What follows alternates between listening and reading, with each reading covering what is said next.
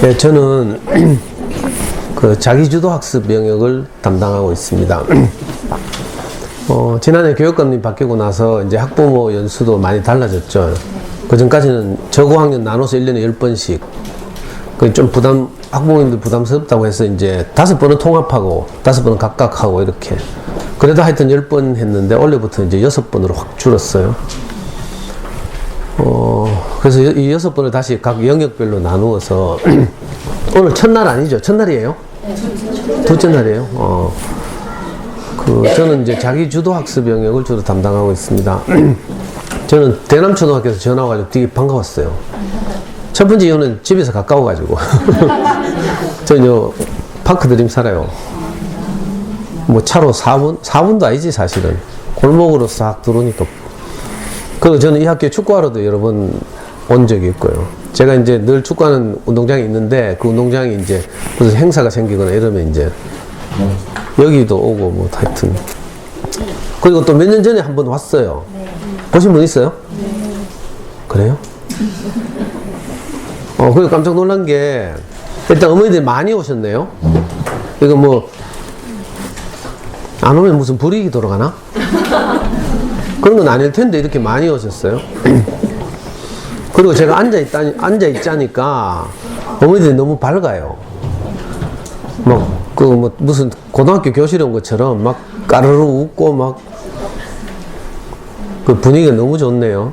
거기다가 저는 그래도 대구광역시 교육청에서 가장 많이 불려다니는 강사인데 이렇게 시작하기 전에 막 아까 뭐더라? 자신감 인성 실천 뭐서는?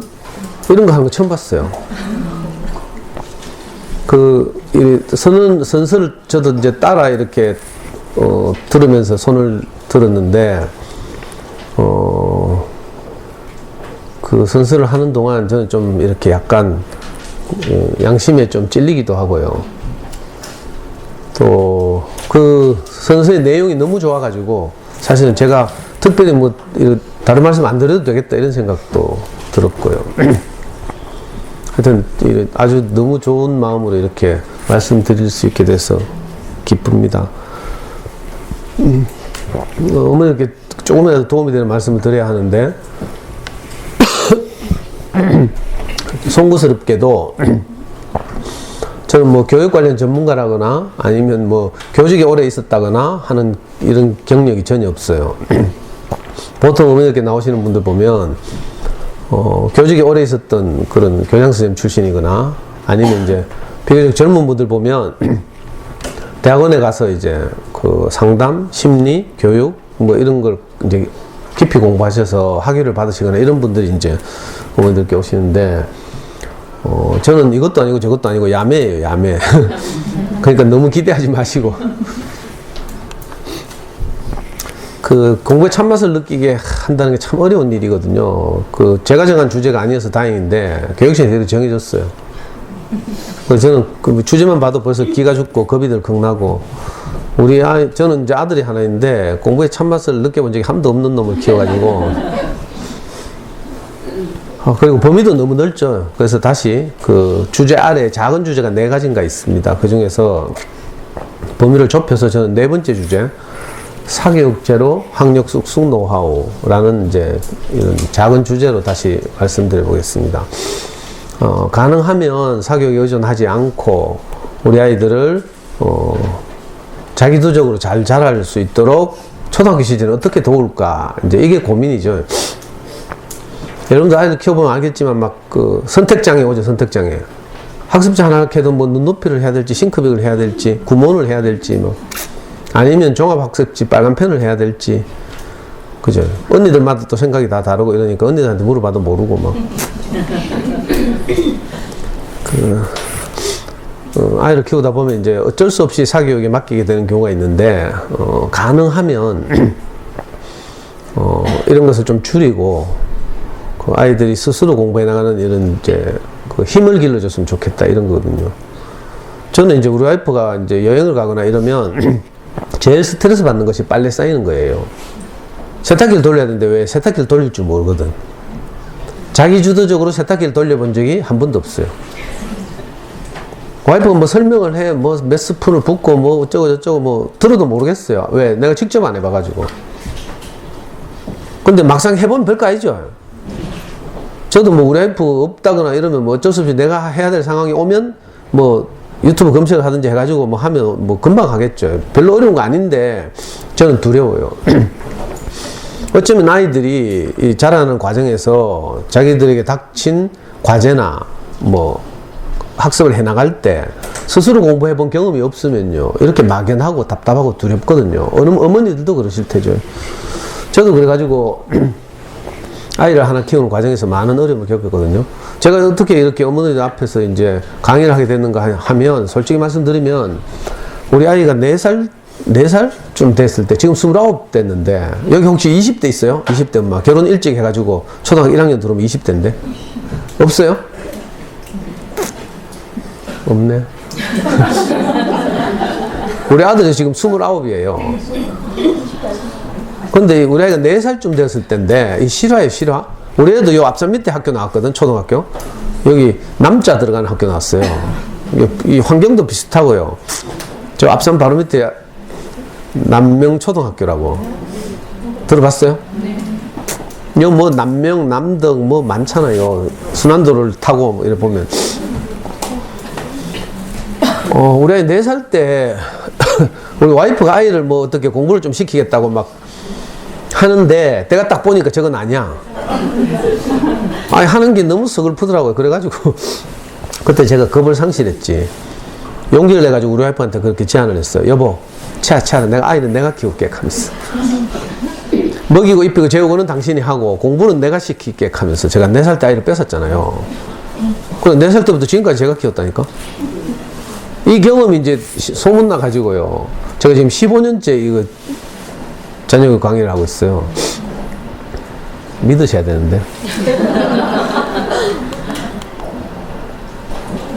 인사드리겠습니다. 김주영이라고 합니다. 안녕하세요. 여기 계신 4분이 절 선택하셨지만 저는 1년에 2명의 아이만 부재하기 때문에 4분 중에 2분은 탈락하실 겁니다. 어머니, 저를 믿으셔야 합니다. 저를 믿는다는 건 어떤 상황에 오든 두려워하지 않고 반드시 최고의 결과를 보리라 기대하시는 겁니다. 네, 선생님, 믿어요. 믿고 말고. 다시 한번 말씀드립니다. 예서의 성적은 전적으로 저한테 맡기시고 어머님 그저 예서의 건강만 신경 써주십시오. 이거 많이들 보셨죠? 이번 겨울에. 제가 하고 싶은 말을 김중쌤이 대신해가지고 제가 유튜브에서 다운받아 왔어요.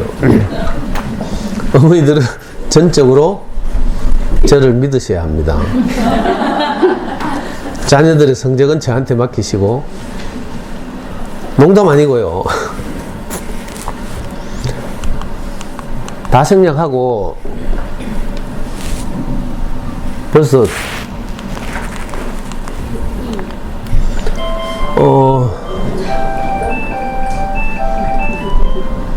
아까 우리 아이 4살 때 제가 용기를 내가지고 와이프한테 아이를 뺏었다 했죠. 그때 어떻게 그런 짓을 했는지 모르겠는데 지금 생각해 보니까 그래요. 제가 너무 아쉬워가지고 저는 이제 초등학교 1학년 때 아버지가 돌아가셨기 때문에 삼형제가 있는데 형 4학년, 제 1학년, 동생 6살 때 아버지가 돌아가셨어요. 그래가지고 엄마 혼자서 이제 그 대구에서 유명한 섬유공장 다니면서 우리 삼형제를 키웠어요. 그러다가 이제 형편이 점점 어려워져서 제가 4학년 되던 해부터는 삼형제가 전부 친척집에 하나씩 보내졌어요. 그래서 저는 여러 친척집을 돌아다니느라고 초등학교를 6군데 다녔어요. 겨우 졸업했죠, 겨우. 한 친척집에 오래 있으면 안 되니까. 그리고 초등학교를 졸업하고는 우리 삼형제는 전부 일하러 갔어요. 돈 벌러, 기술 배우러. 제 첫 직업은 14살 때 서문시장 근처에 가면 인쇄골목이 있거든요. 인쇄소 사환으로 취직해가지고 9,000원 월급 받을 때가 제 첫 직업이에요. 물론 알바는 더 빠르죠. 초등학교 4학년 때 아이스케이크 장사를 한 게 이제 제 알바의 시작이고. 믿으실지 모르겠네. 그리고 저는 공장 다니면서 어떻게 금융고시에서 이제 겨우 대학 들어갔어요. 그러니까 제대로 공부해야 될 시기에 공부를 할 환경이나 조건, 기회가 제게 전혀 없었어요. 대학을 들어가서는 안타깝게도 데모한이라고. 영화 택시 운전사 보신 분 있을지 모르겠는데, 대학 들어가니까 막, 그죠? 그 전두환이 광주민주운동을 진압하고, 처음에 별 2개였거든, 별 2개. 박정희 대통령 서거할 때만 해도 별 2개였어요, 전두환이. 근데 6개월 만에 지가 별 3개 달아보고, 또 6개월 지나니까 별 4개 달고, 보통 별 1개 올라가는데 막 5년씩, 10년씩 걸리는데. 그러더니 전역하고 대통령 해부대? 그것도 대통령도 우리 손으로 뽑는 것도 아니고요. 그래가지고 그 택시 운전에서 나오는 그 독일 기자가 몰래 찍은 사진을 해외 언론에 막 보도했잖아요. 국내 언론은 다 통제되고. 제가 대학 들어가니까 그 보도된 사진을 이제 몰래 들여다가 크게 확대한 다음에 이젤에 걸어가지고 그때 광주 항쟁이라고 했죠. 광주 항쟁 사진전을 그 경대 캠퍼스 안에서. 그거 보고 있으니까 전부 눈이 뒤집혀요. 순수한 청년들이. 그래가지고 그때부터 공부 때려치우고 데모하는 거죠, 이제. 조국의 민주주의를 위해서 하면서. 저는 특히 정치학과를 다녔는데 맨날 데모만 하는 과죠. 그래서 저 대학 내내 데모하고 수배 받고 도망 다니고 뭐 국가보안법 위반하고 잡혀가고 뭐 이칸이라고 또 대학 들어가서도 공부 못했어요. 그러다가 어영부영 결혼해가지고 애가 4살이 된 거라. 저도 모르게 본능적으로 불 좀 켜면 안 돼요? 엄마들 얼굴이 안 보여가지고.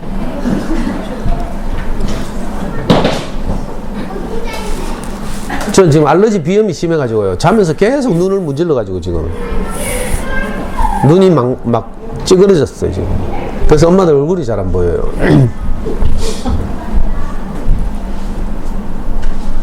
무슨 이야기 하는지 까먹었다.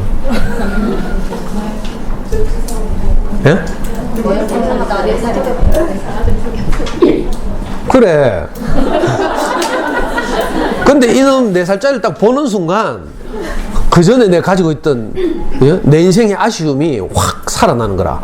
이 아이는 내가 겪었던 아쉬움을 겪지 않고 정말 원 없이 한번 공부를 했으면 좋겠다, 이런 생각이 확 밀려왔어요.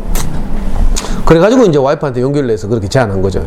근데 나중에 보니까 다른 분들도 다 비슷하더라고. 저하고 사정은 다르지만 엄마들도 소중한 아이들이 엄마들이 겪었던 아쉬움을 겪지 않고 잘 자랐으면 좋겠죠. 그래가지고 어떤 엄마는 발레 학원 보내고 막 이러잖아. 자기가 막 다리 잘 찢고 막 이러고 싶은데 잘 안 되거든. 그리고 대부분은 피아노 보내줘요. 피아노를 우아하게 치고 막 이러고 싶었죠. 이게 잘 안 되면 이제 피아노 보내고. 이게 어쩌면 소박하지만 소중한 아이들에게 내가 겪었던 아쉬움을 겪지 않고 잘 자랐으면 좋겠다는 이런 간절한 마음이 담겨 있는 거죠. 저도 그랬어요. 그래가지고 큰 소리 치고 애를 뺏었는데 막막하더라고. 왜냐하면 제가 양육받은 경험이 없어요.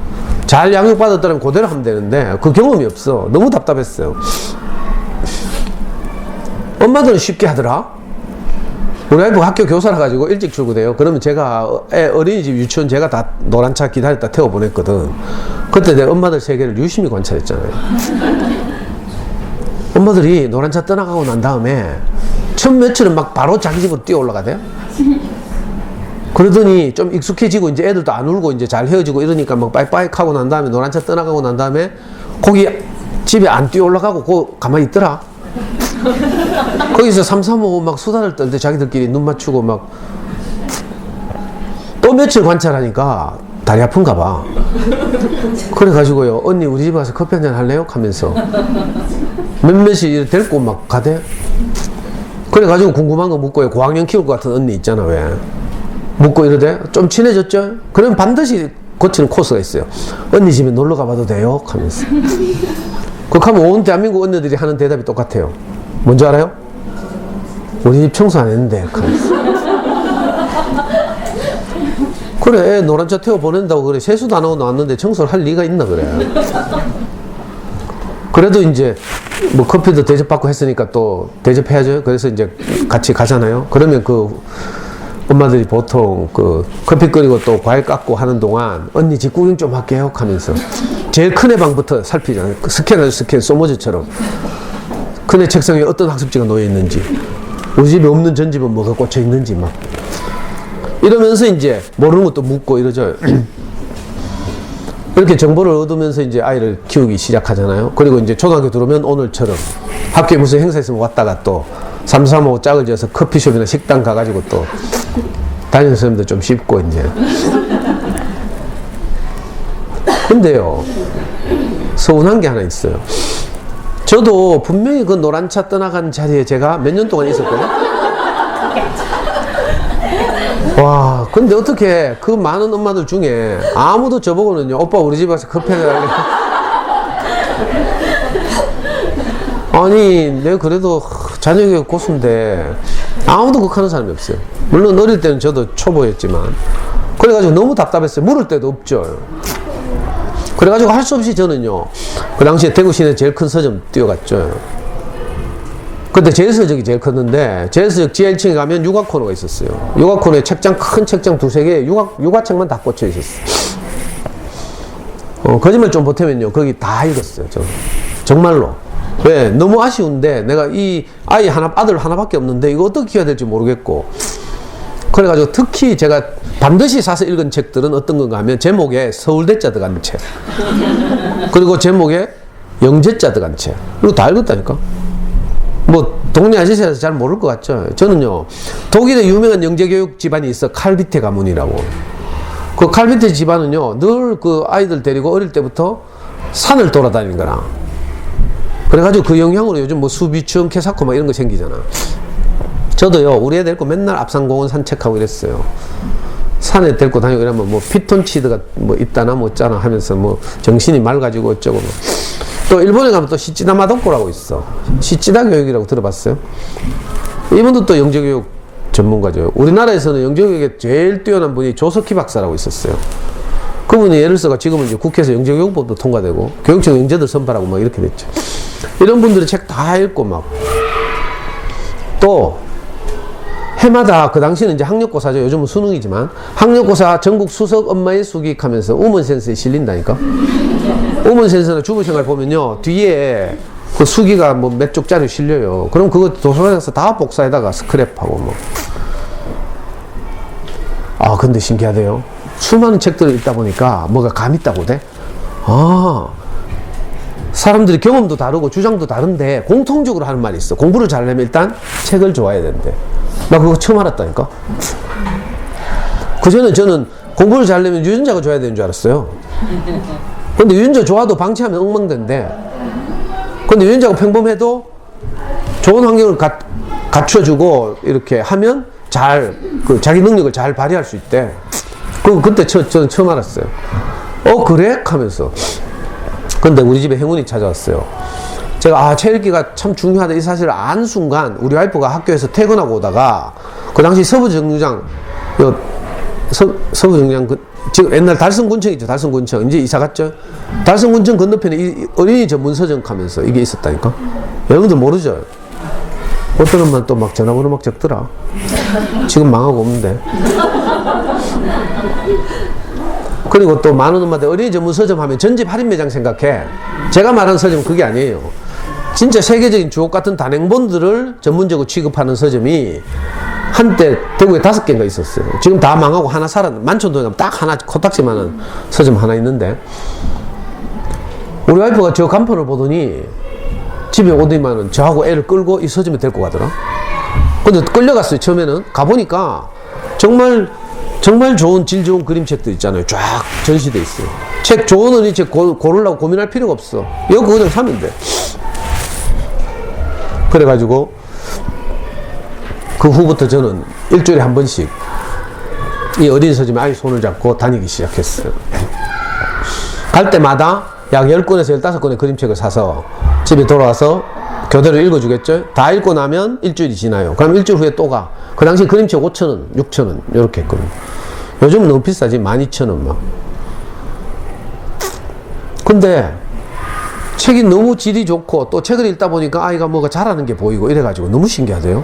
그리고 우리 애는요, 학원 한 번도 안 다녔어요. 과외니 뭐 이런 거 한 번도 안 했어. 내가 맹세코 이야기하지만 사실은 또 뭐 좋은 학원 이런 게 수성구처럼 없기도 하고, 앞산 밑에 그 학원이 있겠어요? 좋은 데가 있었어도 어쩌면 안 보냈을지도 몰라요. 왜냐하면 좋은 어린이책을 꾸준히 읽다 보면 뭐 이상한 게 잘한다니까. 그걸 언제까지 한 줄 알아요? 우리 아이 중학교 2학년 때까지. 뭐 대충 듣죠. 4살 때부터 중학교 2학년 15살 때까지 무려 12년을 일주일에 한 번씩 다녔다니까. 이건 인간 승리예요. 그냥 대충 듣네 진짜. 아니 저는 새알린 적은 없는데 지나고 나서 보니까 12년이 흘렀더라니까. 그 사이에 많은 일들이 있었죠. 어떤 데는 애 좀 크니까 찌랄하고 안갈락하고 막 버티고 있잖아요. 그럴 때마다 저는 애 데리고 서부정경 옆에 가면 롯데리아 있거든. 롯데리아 가가지고요 콜라하고 햄버거 사 먹이고 막 어떤 엄마들 또 콜라는 뭐 몸에 해롭다 해서고 뭐 이빨 녹는다 하고 뭐 이러더라. 저는요 미국 애들 그렇게 햄버거하고 콜라 많이 마시지만 이빨 녹는다는 뉴스 본 적이 한 번도 없어요. 실험한다고 이빨을 뽑아가지고 콜라에 담아놓고 오랫동안 기다리면 녹아. 근데 살아있는 사람에게 꽂혀있는 이빨이 콜라 좀 마신다고 뭐 녹을까봐요? 애 죽기나 말기나 그냥 저는 그랬어요. 애 기분이 좋아야 되니까 일단. 그래서 콜라하고 막 햄버거 사미가 감자 감자 길쭉하게 튀긴 거 그거 하고 막 해가지고요. 그래가지고 서점 데리고 가고 이랬어. 아유 나중에 중학교 2학년이 되니까 어린이 서점에서 읽을 책이 더 이상 없어. 그래가지고 마침 교보가 내려왔길래 중3 때까지 교보 좀 다니다가 고등학교 가서는 입시한이라고 책 못 읽었죠. 안 믿을까봐 내가 인증샷도 가지고 왔다니까. 이거 초등학교 5학년 어린이날이었어요. 어린이날 되면 뭐라고요? 뭐 듣기 이야기해봐. 자기 듣기 묻지 말고. 모르겠어요. 저도 좀 웃게. 표정이 별로 안 좋아 보여. 그래. 근데 그걸 노골적으로 극하노. 다른 학교 가니까 이 사진 보여주니까 뭐라 한 줄 알아요? 애 참 힘들었겠다. 제가 인정해요, 인정. 근데 어린이날이라서 전부 이제 이랜드 가거나 뭐 스파밸리 가거나 이러잖아요. 저는 이제 독해가지고 애 데리고 어린이집에 갔다니까. 아니 중학교 때는요 중간고사 기간인데 제가 애 데리고 어린이집 갔어. 그걸 목격한 그 잠순의 어떤 아줌마가 저를 아는 아줌마가 그 서점에서 저를 만난 후에 잠순에도 소문을 냈다니까. 시험 기간에도 어린이 서점 데리고 가는 명예기 압박하면서 저 유명하잖아요. 하여튼 갔어요. 그러니까 어린이 서점 입장에서 너무 고맙잖아요. 다 야외로 놀러 가는 어린이날에 자기 서점에 책 사러 오니까 그래가지고 이벤트를 했어요. 가족 사진 촬영 이벤트. 그래가지고 그때 당시에 디카도 없을 때인데 폴라로이드 카메라로 즉석 사진 있잖아요. 아니 가족 사진 찍는다 하니까 갑자기 놀래가지고 우리 와이프 연출하고 있어요 지금. 평소에는요 제가 좀 까칠하거든요. 그러니까 쟤 미워 죽을라 해. 커피 태워달라 하면요 빨리 죽으라고 진하게 태워준다니까. 근데 이날은 갑자기 막 연출하면서 다정한 체 어깨에 손 얹고 있잖아요. 우리 애는 쪽팔린다고 고개 쳐박고 있고. 그래도 이게 지나고 나서 추억의 사진이 됐어요. 이 밖에도 뭐 서점에서 찍은 사진이 많지만 엄마들이 안 믿으실까봐 저를 믿으셔야 한다고. 근데 신기하게도 있잖아요. 이렇게 쭉 다니면서 진짜 우리는 사교육 없이 아이를 키웠는데 그러니까 진짜 자기주도 학습 전문가죠. 저 자신도 자기주도 학습 했고요. 저는 공장 다니면서 막 형이 뭐 이렇게 보다만 때려치운 우리 3학년 전부 중학교를 못 갔다고 했죠. 다 검정고시 했거든. 그 형이 검정고시 할 때 보던 책 있잖아요. 방구석에 처박혀 있는 거 그거 가지고 막 독학하고 이랬거든요. 저 스스로도 자기주도 학습을 했고 또 제가 아이를 키우는 과정도 그랬고 만약에 더 좋은 방법이 있었으면 누구보다 제가 앞장서서 그렇게 했을 거예요. 왜냐하면 전 너무 아쉬우니까 공부를 원 없이 시켜보고 싶었거든요. 좋은 방법이 있었으면 했을 거예요. 저한테 아이를 키우는 과정에서 조언한 사람들이 많아. 전부 수성구로 이사가라 하대. 애 아깝다 하면서. 수성구에 좋은 학원 많지. 빡시고 뭐 애 잘 잡고 이런 학원은 많아요. 근데 그런데 간다고 공부를 잘한다는 보장이 있나? 똑똑한 애들이 그런 학원 다녀서 좋은 성적이 나오는 거지. 그래가지고 저는 결국 이 동네에서 애 키웠잖아요. 우리 애는 영남고등학교 나왔어요. 영남고등학교.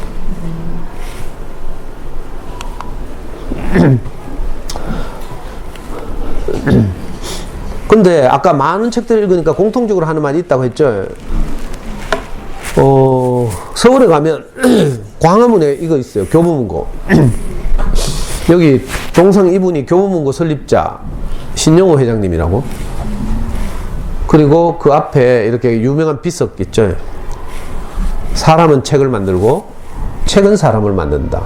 사람이 여러 가지 공정을 거쳐서 책을 만들어내잖아요. 근데 신기하게도 사람이 만드는 책을 읽는 사람은 또 책의 영향을 받게 돼 있어요. 그 좋은 책을 꾸준히 읽다 보면 신기하게도 아이들이 좋은 영향을 받는다니까. 그래가지고 정말 학습에 필요한 어떤 것들이 자라게 돼 있어요. 안 믿으시죠? 그래가지고 어떤 무식한 엄마들이 책 읽고 있는 애한테 뛰가가지고 책 그만 읽고 공부해라 이 카더라. 미안해요, 무식하다 해서. 또 한 사람 유명한 분을 인용해야 되는데, 마리아 몬테소리라고 알죠? 이탈리아가 나온 유명한 세계적인 교육학자예요. 몬테소리 음물은 다 알지. 이 마리아 몬테소리가 남긴 말 중에 가장 유명한 말이 뭔가 하면요, 한 어린이가, 한 아기가 훌륭한 어른으로 성장하려면 크게 세 가지 영역의 균형감 있는 발달이 필요하다, 이렇게 말했어. 그 세 가지 영역이 뭔가 하면 신체 영역, 인지 영역, 그리고 정서 영역, 이 세 가지예요. 신체는 건강 때문이죠. 그래서 요즘 엄마들 보면 이제 그 국이나 찌개 끓이고 가족을 위해서 맛내려고 화학조미료 쓰는 분 아무도 없죠. 식당에서 몰래 쓰는 식당이 있어요. 근데 옛날에 이런 거 모를 때는 있잖아요. 우리 엄마는 막 있잖아. 우리가 죽기나 말기나 막 국찌개 끓이고 뭐 이렇게 미온 태우고 이랬다니까. 요즘은 안 하죠. 그리고 유기농 식품 찾고 뭐 GMO 조작 식품 안 사고 막 이런 거 하잖아요. 그 건강을 위해서죠. 학습과 관련돼서 직접적으로 정말 중요한 영역은 인지 영역이에요. 두 번째 영역이죠. 인지 영역, 정서 영역, 이게 균형감 있게 자라야 되는데, 인지 영역을 구성하는 요소가 이런 것들이에요. 생각하는 힘, 그리고 지문을 읽고 이해하는 힘, 독해력, 그리고 어휘력, 또 집중력, 창의력, 이런 것들이죠. 이런 것들이 어린 시절에 자라야 갈수록 공부를 잘하게 되는 거라. 근데 저도 그랬지만 많은 우리나라 엄마들이 실수하는 것 중에 하나가 이렇게 길게 보고 진짜 아이가 마음이 생겼을 때, 동기가 생겼을 때 공부를 해나갈 수 있는 힘을 길러줘야 되는데, 이건 잘 모르고 당장 눈앞에 보이는 단원평가에서 어떻게 하면 한 문제 안 틀릴까, 또는 기말고사에서 어떻게 하면 좀 잘 맞을까, 뭐 이런 데 관심을 가지죠. 그럼 어떻게 해요? 문제풀이 계속 해야지. 문방구 뛰어가지고 두산동화 뭐 천재해법 이런 거 사다가 막 돌리거나, 아니면 집에서 뭐 아까 말한 학습지 하거나 이래야 되죠. 그게 아닌데 사실은. 이거 잘 봐놔요. 이런 힘이 자라야 돼, 어릴 때는.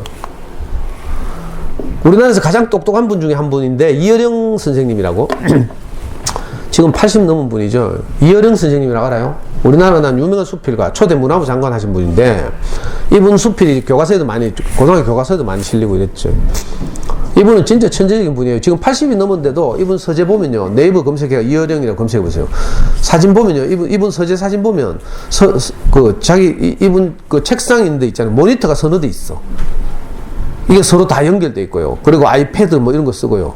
신기한 어플들 사용하면서 막 연구하고 이런다니까. 이분이 옛날에 우리 학부모들을 위해서 책을 한 권 냈어요. 상업적으로 성공하지 못했는데 그래서 많이 안 팔려서 지금 절판됐어요. 그 책의 제목이 천년을 만드는 엄마. 제목 딱 들어봐도 알겠죠? 천년을 만드는 엄마. 자녀를 길게 보고 키우자는 취지로. 그 천년을 만드는 엄마에서 제가 가장 인상 깊게 읽었던 대목이, 콩나물 시루에 물 주듯이 아이를 키워야 한대. 무슨 말인지 알아요? 콩나물 시루에 물을 주면 어떻게 돼요? 물이 밑으로 다 빠져나가요. 왜? 시루 밑에 구멍이 뚫혀 있거든. 물을 주면 빠져나가? 근데 결과적으로 콩나물은 자라고 있어요. 요즘 젊은 엄마들 또 콩나물 시루 못 봤을까봐 내가 콩나물 시루도 가져왔어. 밑에 물받침대 받쳐놨죠. 신기하다니까. 물을 주면 빠져나가는데 콩나물은 자란다니까. 자, 우리 아이들이 좋은 어린이책을 읽잖아요. 그러면 아무것도 남는 거 없는 것 같아. 학습지를 하면 뭐가 남아요? 진도가 남잖아. 그리고 채점에서 동그라미 숫자가 남죠. 근데 책을 읽으면 아무것도 안 남아. 그래서 이거 못한다니까. 이상하죠. 제일 중요한 줄 다 알면서도 막상 아이를 키울 때 그렇게 잘 못하는 이유가 뭔지 알아요? 꼭 콩나물 시루에 물 주면 물이 다 빠져나가는 것 같거든. 그래서 엄마도 불안하잖아. 책 읽고 있으면 또 뛰어가가지고 물어본다? 야, 그래가 왜 됐노? 니 뭐 깨달았는데? 하면서. 동생하고 사이좋게 지내라 카드나 때리라 카드나 하면서 묻죠? 가면 애들 정말 김새요. 이거 비유를 이렇게 해도 될지 모르겠는데 2년 전인가? 태양의 후예 시청률 엄청났어요. 태양의 후예 할 때 저한테요, 뭐 낯선 사람, 뭐 친구가 아닌데 카톡이 길게 왔어. 장문의 카톡이 왔어. 그때 태양의 후예가 본방이 수요일 목요일 10시부터 11시까지 했거든요. 그래서 그 카톡 제목이 뭔지 알아요? 수요일 목요일 아빠들의 행동 요령 하면서 두 가지 행동 요령이 있어요. 첫째 행동 요령, 엄마들이 본방을 사수하려고 10시에 본방을 하기 때문에 9시부터 예민해져 있다. 그러니까 아빠들은 무조건 9시 전에 저녁 먹고 들어가서 안방에 딱 들어간 다음에 거실로 절대 나오면 안 된다. 이게 첫째 행동 요령. 둘째 행동 요령이 뭔지 알아요? 자, 11시에 본방이 다 끝났다고 해서 거실로 바로 튀어나오면 절대 큰일 난다. 왜냐하면 아직도 엄마들은 송중기의 잔영이 얼굴에 그 뇌리에 남아가지고 그걸 음미하고 있는데 뭐 티 나가지고 막 송중기가 좋아 내가 좋아 이렇게 하면 어제 갔더니 어떤 학교에서 엄마가 가네 한 대 때리고 싶다 하네. 근데 어떤 엄마들은 사형시키고 싶다 해요. 김세조 이거 하고 비슷해. 애가 열심히 책을 읽고 재미있거나 뭐 마음이 짠하거나 이렇게 하고 있는데 엄마가 뛰어가지고 그래가 우회된 녹하면서 줄거리 확인하고 줄거리 확인. 그게 아니고요. 좋은 어린이책을 읽으면 아무것도 남는 게 없는 것 같아. 근데 이상하게 뭐가 잘한다니까? 생각하는 힘? 뭐 이런 거 있잖아요. 독해 능력, 어휘력? 이런 게 자라요. 신기하대. 저는 이거 해봐가 알아. 왜 여러분들 가끔씩 어린이집이나 유치원 애들 보냈을 때, 어릴 때, 생판 처음 듣는 말을 배워와가지고 막 구사하잖아, 집에 와서. 그때 깜짝 놀랐죠? 우리의 영재인가 싶어가지고. 사실은 다 영재라니까. 막 스펀지처럼 받아들이는 시기거든요.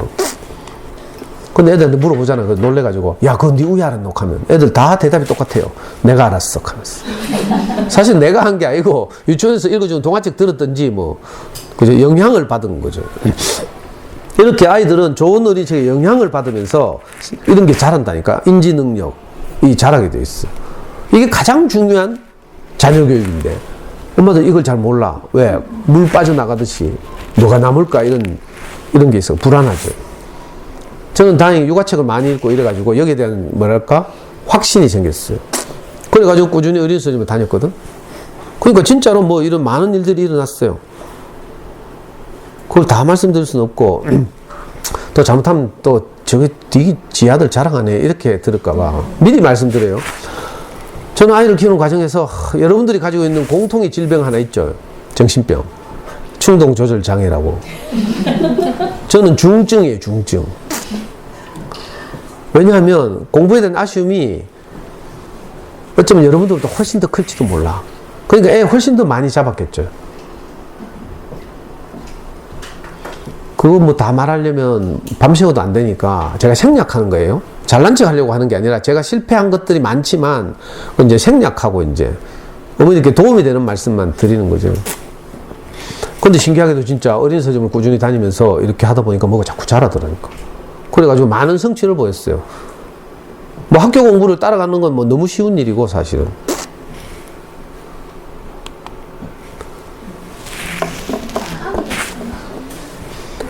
우리 아이 초등학교 6학년 때예요. 그때 교육감님이 바뀌었는데 이 바뀐 교육감님이 가장 중요하게 생각하는 게 창의력이었어요. 그래가지고 갑자기 제1회 대구광역시 초등학생 창의력 경진대회 이걸 한대. 학교 대표 한 명씩 보내래. 우리는 남명초등학교 나왔다 했죠. 한 학급에 6학년 세 학급밖에 없어. 다 합쳐봐야 100명밖에 안 돼. 그래가지고 운 좋게 학교 대표가 됐어요. 그 대구교대에 모이래. 대구교대 갔다 그때 초등학교 190개 있어 대구에. 가가지고 대회를 하는데 대구교대 교수님들이 출제한 8문제를 해결하는 창의력 경진대회를 했어요. 국어 2문제, 수학 2문제, 과학 2문제, 사회 2문제 이렇게 8문제가 나왔어. 근데 우리 애가 이 대회를 갔다 오더니 계속 발표를 기다리는 거라. 홈페이지 들락날락 하면서. 그래서 내가 혹시 애 기죽을까봐 있잖아요. 떨어지면 기죽잖아. 그래가지고 막 말렸다니까. 기대하지 마라 하면서. 아빠가 니하고 어린이집 다니고 이렇게 학원도 안 다니고 키우는 이유는 지금 당장 네가 뭐 상을 받고 1등하고 이런 게 아니라 나중에 수능 칠 때 전국 수석하면 된다.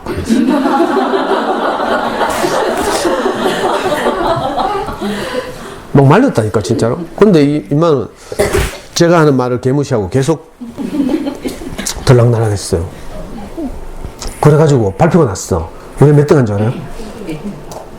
그래, 1등 했으면 내가 여기 있겠어요? 서울 올라갔지? 그 이대에서 1등 했으면 저 대구 안 있고요. 서울 올라가서 뭐 EBS 강연을 하든지 아니면 세상을 바꾸는 15분 이런 데서 강의를 하든지 그랬을 거라 아마. 그때요, 대구에서 내노라 하는 정말 똑똑한 애들이 있었거든. 걔들 어디 있는가 하면 경북대학교 영재교육원이 있어요. 수학과학 영재들은 5학년, 6학년 걔들은 주말마다요 교수님들하고 실험하고 막 이런다니까. 그때는 영재교육법 없을 때야. 교육청 영재 안 뽑을 때도 그랬어요. 거기 애들이 각 학교 대표로 다 나왔잖아. 우리의 동기들 중에 대구에서 제일 똑똑한 애가 있는데 지금도 내 이름 안 잊어먹고 있다니까. 노희수라는 애인데 도원초등학교 대표로 나왔어. 그게 도원초등학교, 도원중학교 나왔거든. 수학과학으로 적수가 없어요. 그리고 얘는 그때 당시에 좀 똑똑한 애들은 다 민사고 가고 이랬는데 부산에 한국과학 영재학교가 딱 생겼어. 그리고 얘가 바로 한국과학 영재학교 갔잖아요. 2학년 다니다가 얼마나 똑똑한지 2학년 하고 난 다음에 고등학교 과정을 다 패스해가지고 유학 갔어요. 프린스턴이라고.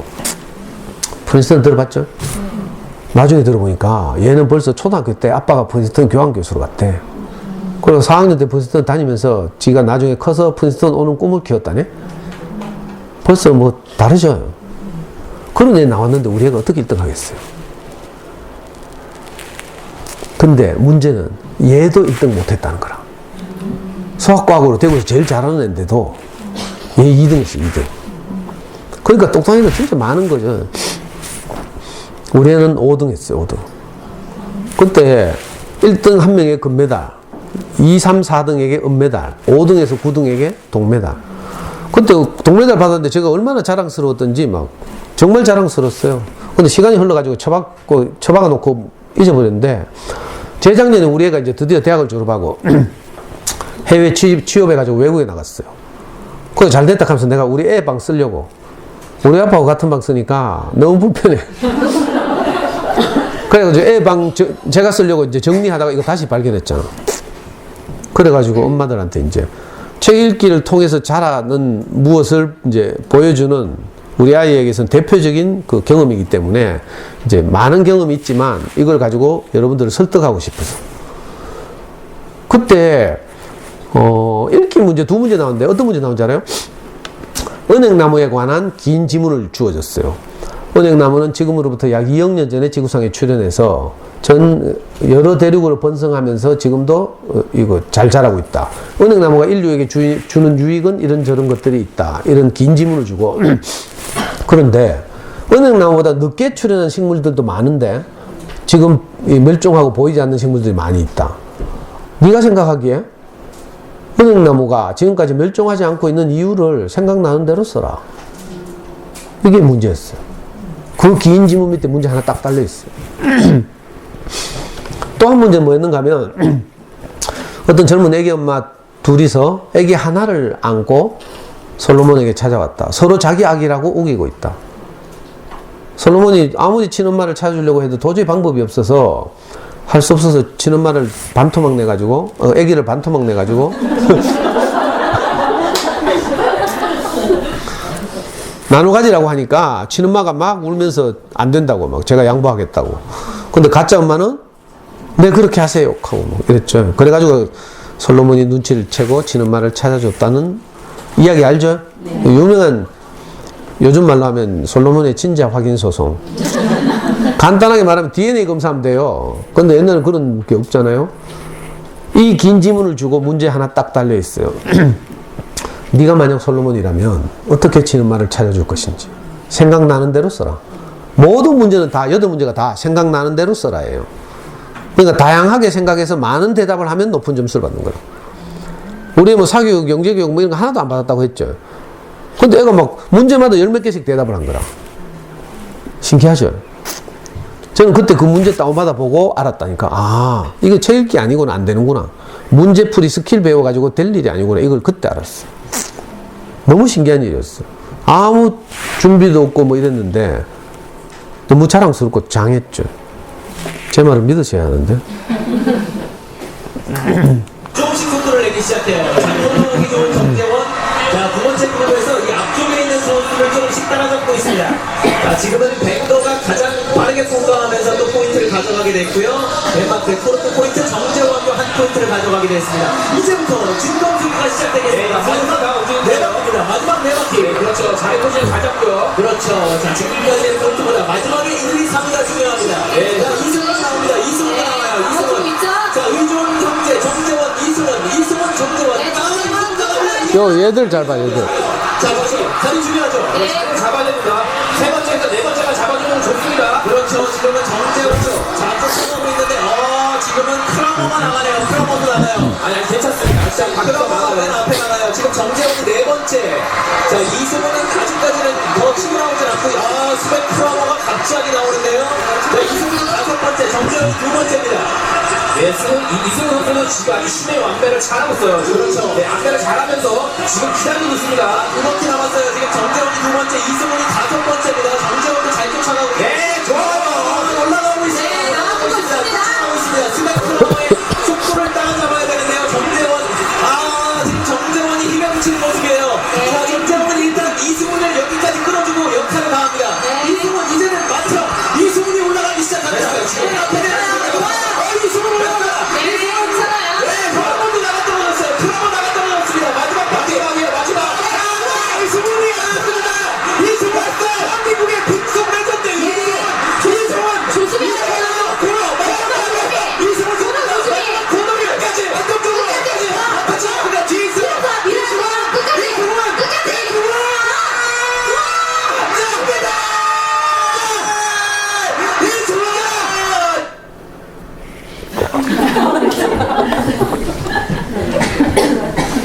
제가 진짜 이 동영상을 통해서 뭘 보라고 이걸 보여드리는데 엄마는 전부 이승훈 우승하는 것만 보더라. 어떤 학교 가니까 막 박수 치고 이래요. 뭐 1년 전에 일 가지고 벌써 아직도 이게 메스타트라고 17바퀴인가? 16바퀴인가 도는 경기인데 무려 12바퀴 갈 때까지 제일 선두로 달리던 빨간 천연 입은 애들이 둘이 있었어요. 아까 봤어요? 반 바퀴나 앞서 있었다니까. 근데 어떻게 됐어요? 다 따라잡혔죠. 이게 주는, 저는 이게 좀 남들하고 다 전부 이승훈 우승하는 거에 주목하는데 저는 이 경기에서 이걸 봤다니까. 왜? 동네마다 반 바퀴 먼저 달리는 옆에 애들이 있거든. 막 불안해가지고. 우리가 아이큐 가면 이상하게 불안하잖아요. 원인을 알 수 없는 불안감을 우리 짓눌러. 그래서 이 불안을 아이들한테 전가하죠. 그러다 보면 애 쥐잡듯이 잡기도 하고 막. 얘들도 그런가 봐. 근데 결국 다 어떻게 됐어요? 따라잡혔어요. 그러니까 초등학교 때 뭐 좀 더 빠르다고요. 뭐 막 이렇게 좋아할 일이 아니라니까. 자칫하면 이거 크게 잘못하고 있는지도 몰라. 죄송한 말씀이지만 특히 교육에 관심 있고 이래가지고 학교에 강의받으러 오는 엄마들 중에 반바퀴 빠른 엄마들이 있을 수도 있어. 물론 애가 너무 뛰어나가지고 반바퀴 절대 먼저 달리지 말라고 막 발로 차고 이래도 반바퀴 먼저 가는 애들이 있어. 이건 할 수 없죠. 이건 이제 그 한자 수거로 하면 낭중지추라고 주머니 속에 쏜 것은 날카롭기 때문에 결국 뚫고 나오게 돼 있죠. 이런 애들은 할 수 없고 그게 아니라 평범한데 불안해가지고 막 돌리는 학습지 열심히 돌리고 막 이래가지고 조금 더 잘하는 것 같은 아이들이 있어요. 조심해야 돼요. 또 나는 반바퀴 먼저 안 달린다고 하더라도 옆집 편내가 반바퀴 먼저 달려. 근데 그 집에 편내 집에 놀러 갔다 오면 어떻게 돼요? 불안해요, 안 불안해요? 더 불안해지지. 가면 집에 돌아와가지고 바로 우리 애 째려보고 있다니까. 옆집에는 뭐 한다는데 니는 우애 생각 안 하고 하면서 뭘 우애 생각해? 엄마 눈이 벌써 째려보면서 막 선택의 여지가 없도록 해놓고 묻는데 이렇게 하면 이제 낭패 보는 거예요. 애들 키우는 거 길게 보고 해야 돼. 길게 보고. 특히 초등학교 때는요 한 학년이 희한하게 구성되어 있어. 1월생부터 12월생까지 12달이나 차이 나요. 뭐 80세와 81세는 뭐 별거 아니지만 어릴 때 이 몇 달은 크다니까. 우리 애는요 남명초등학교 1학년 들어갔을 때 2월생이었어요. 그 당시에는 3월생부터 이듬해 2월생까지거든. 우리 애는 이듬해 2월생이라. 아니 집에 친구들 데리고 오는데 지 짝이라 하면서 여자아이를 데리고 오더라. 보니까 누님이야 내가 볼 때. 애들은 성숙하고 여학생들 그렇죠? 철도 빨리 들고 막. 우리는 조그마니까 제일 앞에서가 깃발 들고 있고요. 아이고. 그래도 우리 애는 책을 많이 읽어서 공부는 뭐 힘들어 하지 않았는데 문제는 맨날 맞고 오는 거라. 약해가지고. 운동회만 하면요. 꼴찌라 달리기. 제가 잠깐, 저는 운동회, 해마다 운동회 참여했는데 잠깐 뭐 이렇게 먼 산 파는 사이에 애가 4등 했다는 거라. 맨날 6등 하던 애가. 내가 너무 기뻐가지고 그거 뛰어가봤잖아요. 그 도장 찍어주는데. 가보니까 4명 뛰었다 카대.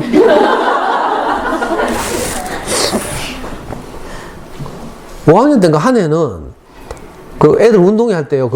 이거 실내화, 하얀 실내화 있잖아요. 그거 운동회 할 때 그거 신고 이제 운동회 하는데 우리 와이프가 애 이제 졸업할 때까지 신으라고 실내화를 풍덩한 걸 사줬어.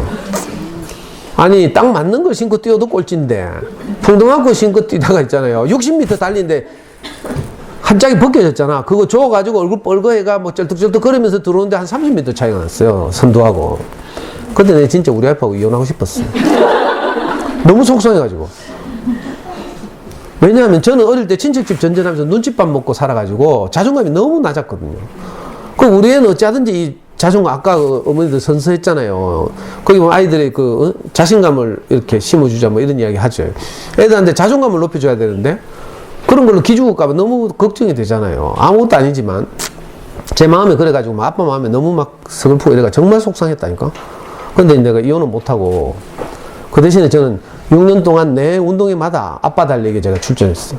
애 기 살려주려고. 저도 뭐 달리기를 잘하고 뭐 이런 스타일은 아니죠. 뭐 다리가 길고 키가 크고 이런 스타일도 아닌데 전 축구를 하거든요. 이 나이 때도 축구를 하니까 보통 회사 생활하는 아빠하고 달라요. 출발부터 달라. 우린 맨날 뛰는 사람이고 가끔 뛰는 사람들은요 마음은 상체는 막 앞으로 나오는데 다리가 안 따라가 넘어진다니까. 저하고부터가 이기려고 하다가 저보다 5살 어린 어떤 아빠는 진짜 쓰러져가 피 흘리고 막 이랬다니까. 저는 달리기 하면 항상 1등 했어요. 아빠 달리기에서. 그러니까 비누 타가지고 애 반에 일부러 찾아가잖아요. 이걸 몇 년 하니까 나중에는요 고학년 되니까 벌써 우리 애 반 애들이 다 알아. 그래가지고 제가 달리면요 와 하면서 응원하고 막 함성 질러주고 막 이랬다니까. 어떤 애는 출발선상에 4명의 아빠가 섰어. 옆에 딱 보니까 이 아빠 추리닝을 입고 뛴다? 다리도 길고 키도 커. 젊어 보여. 뭔가 느낌이 싸하대? 그래가지고 제가 화장실 간다고 빠졌잖아. 그러니까 조 바꿔가지고 1등 했어.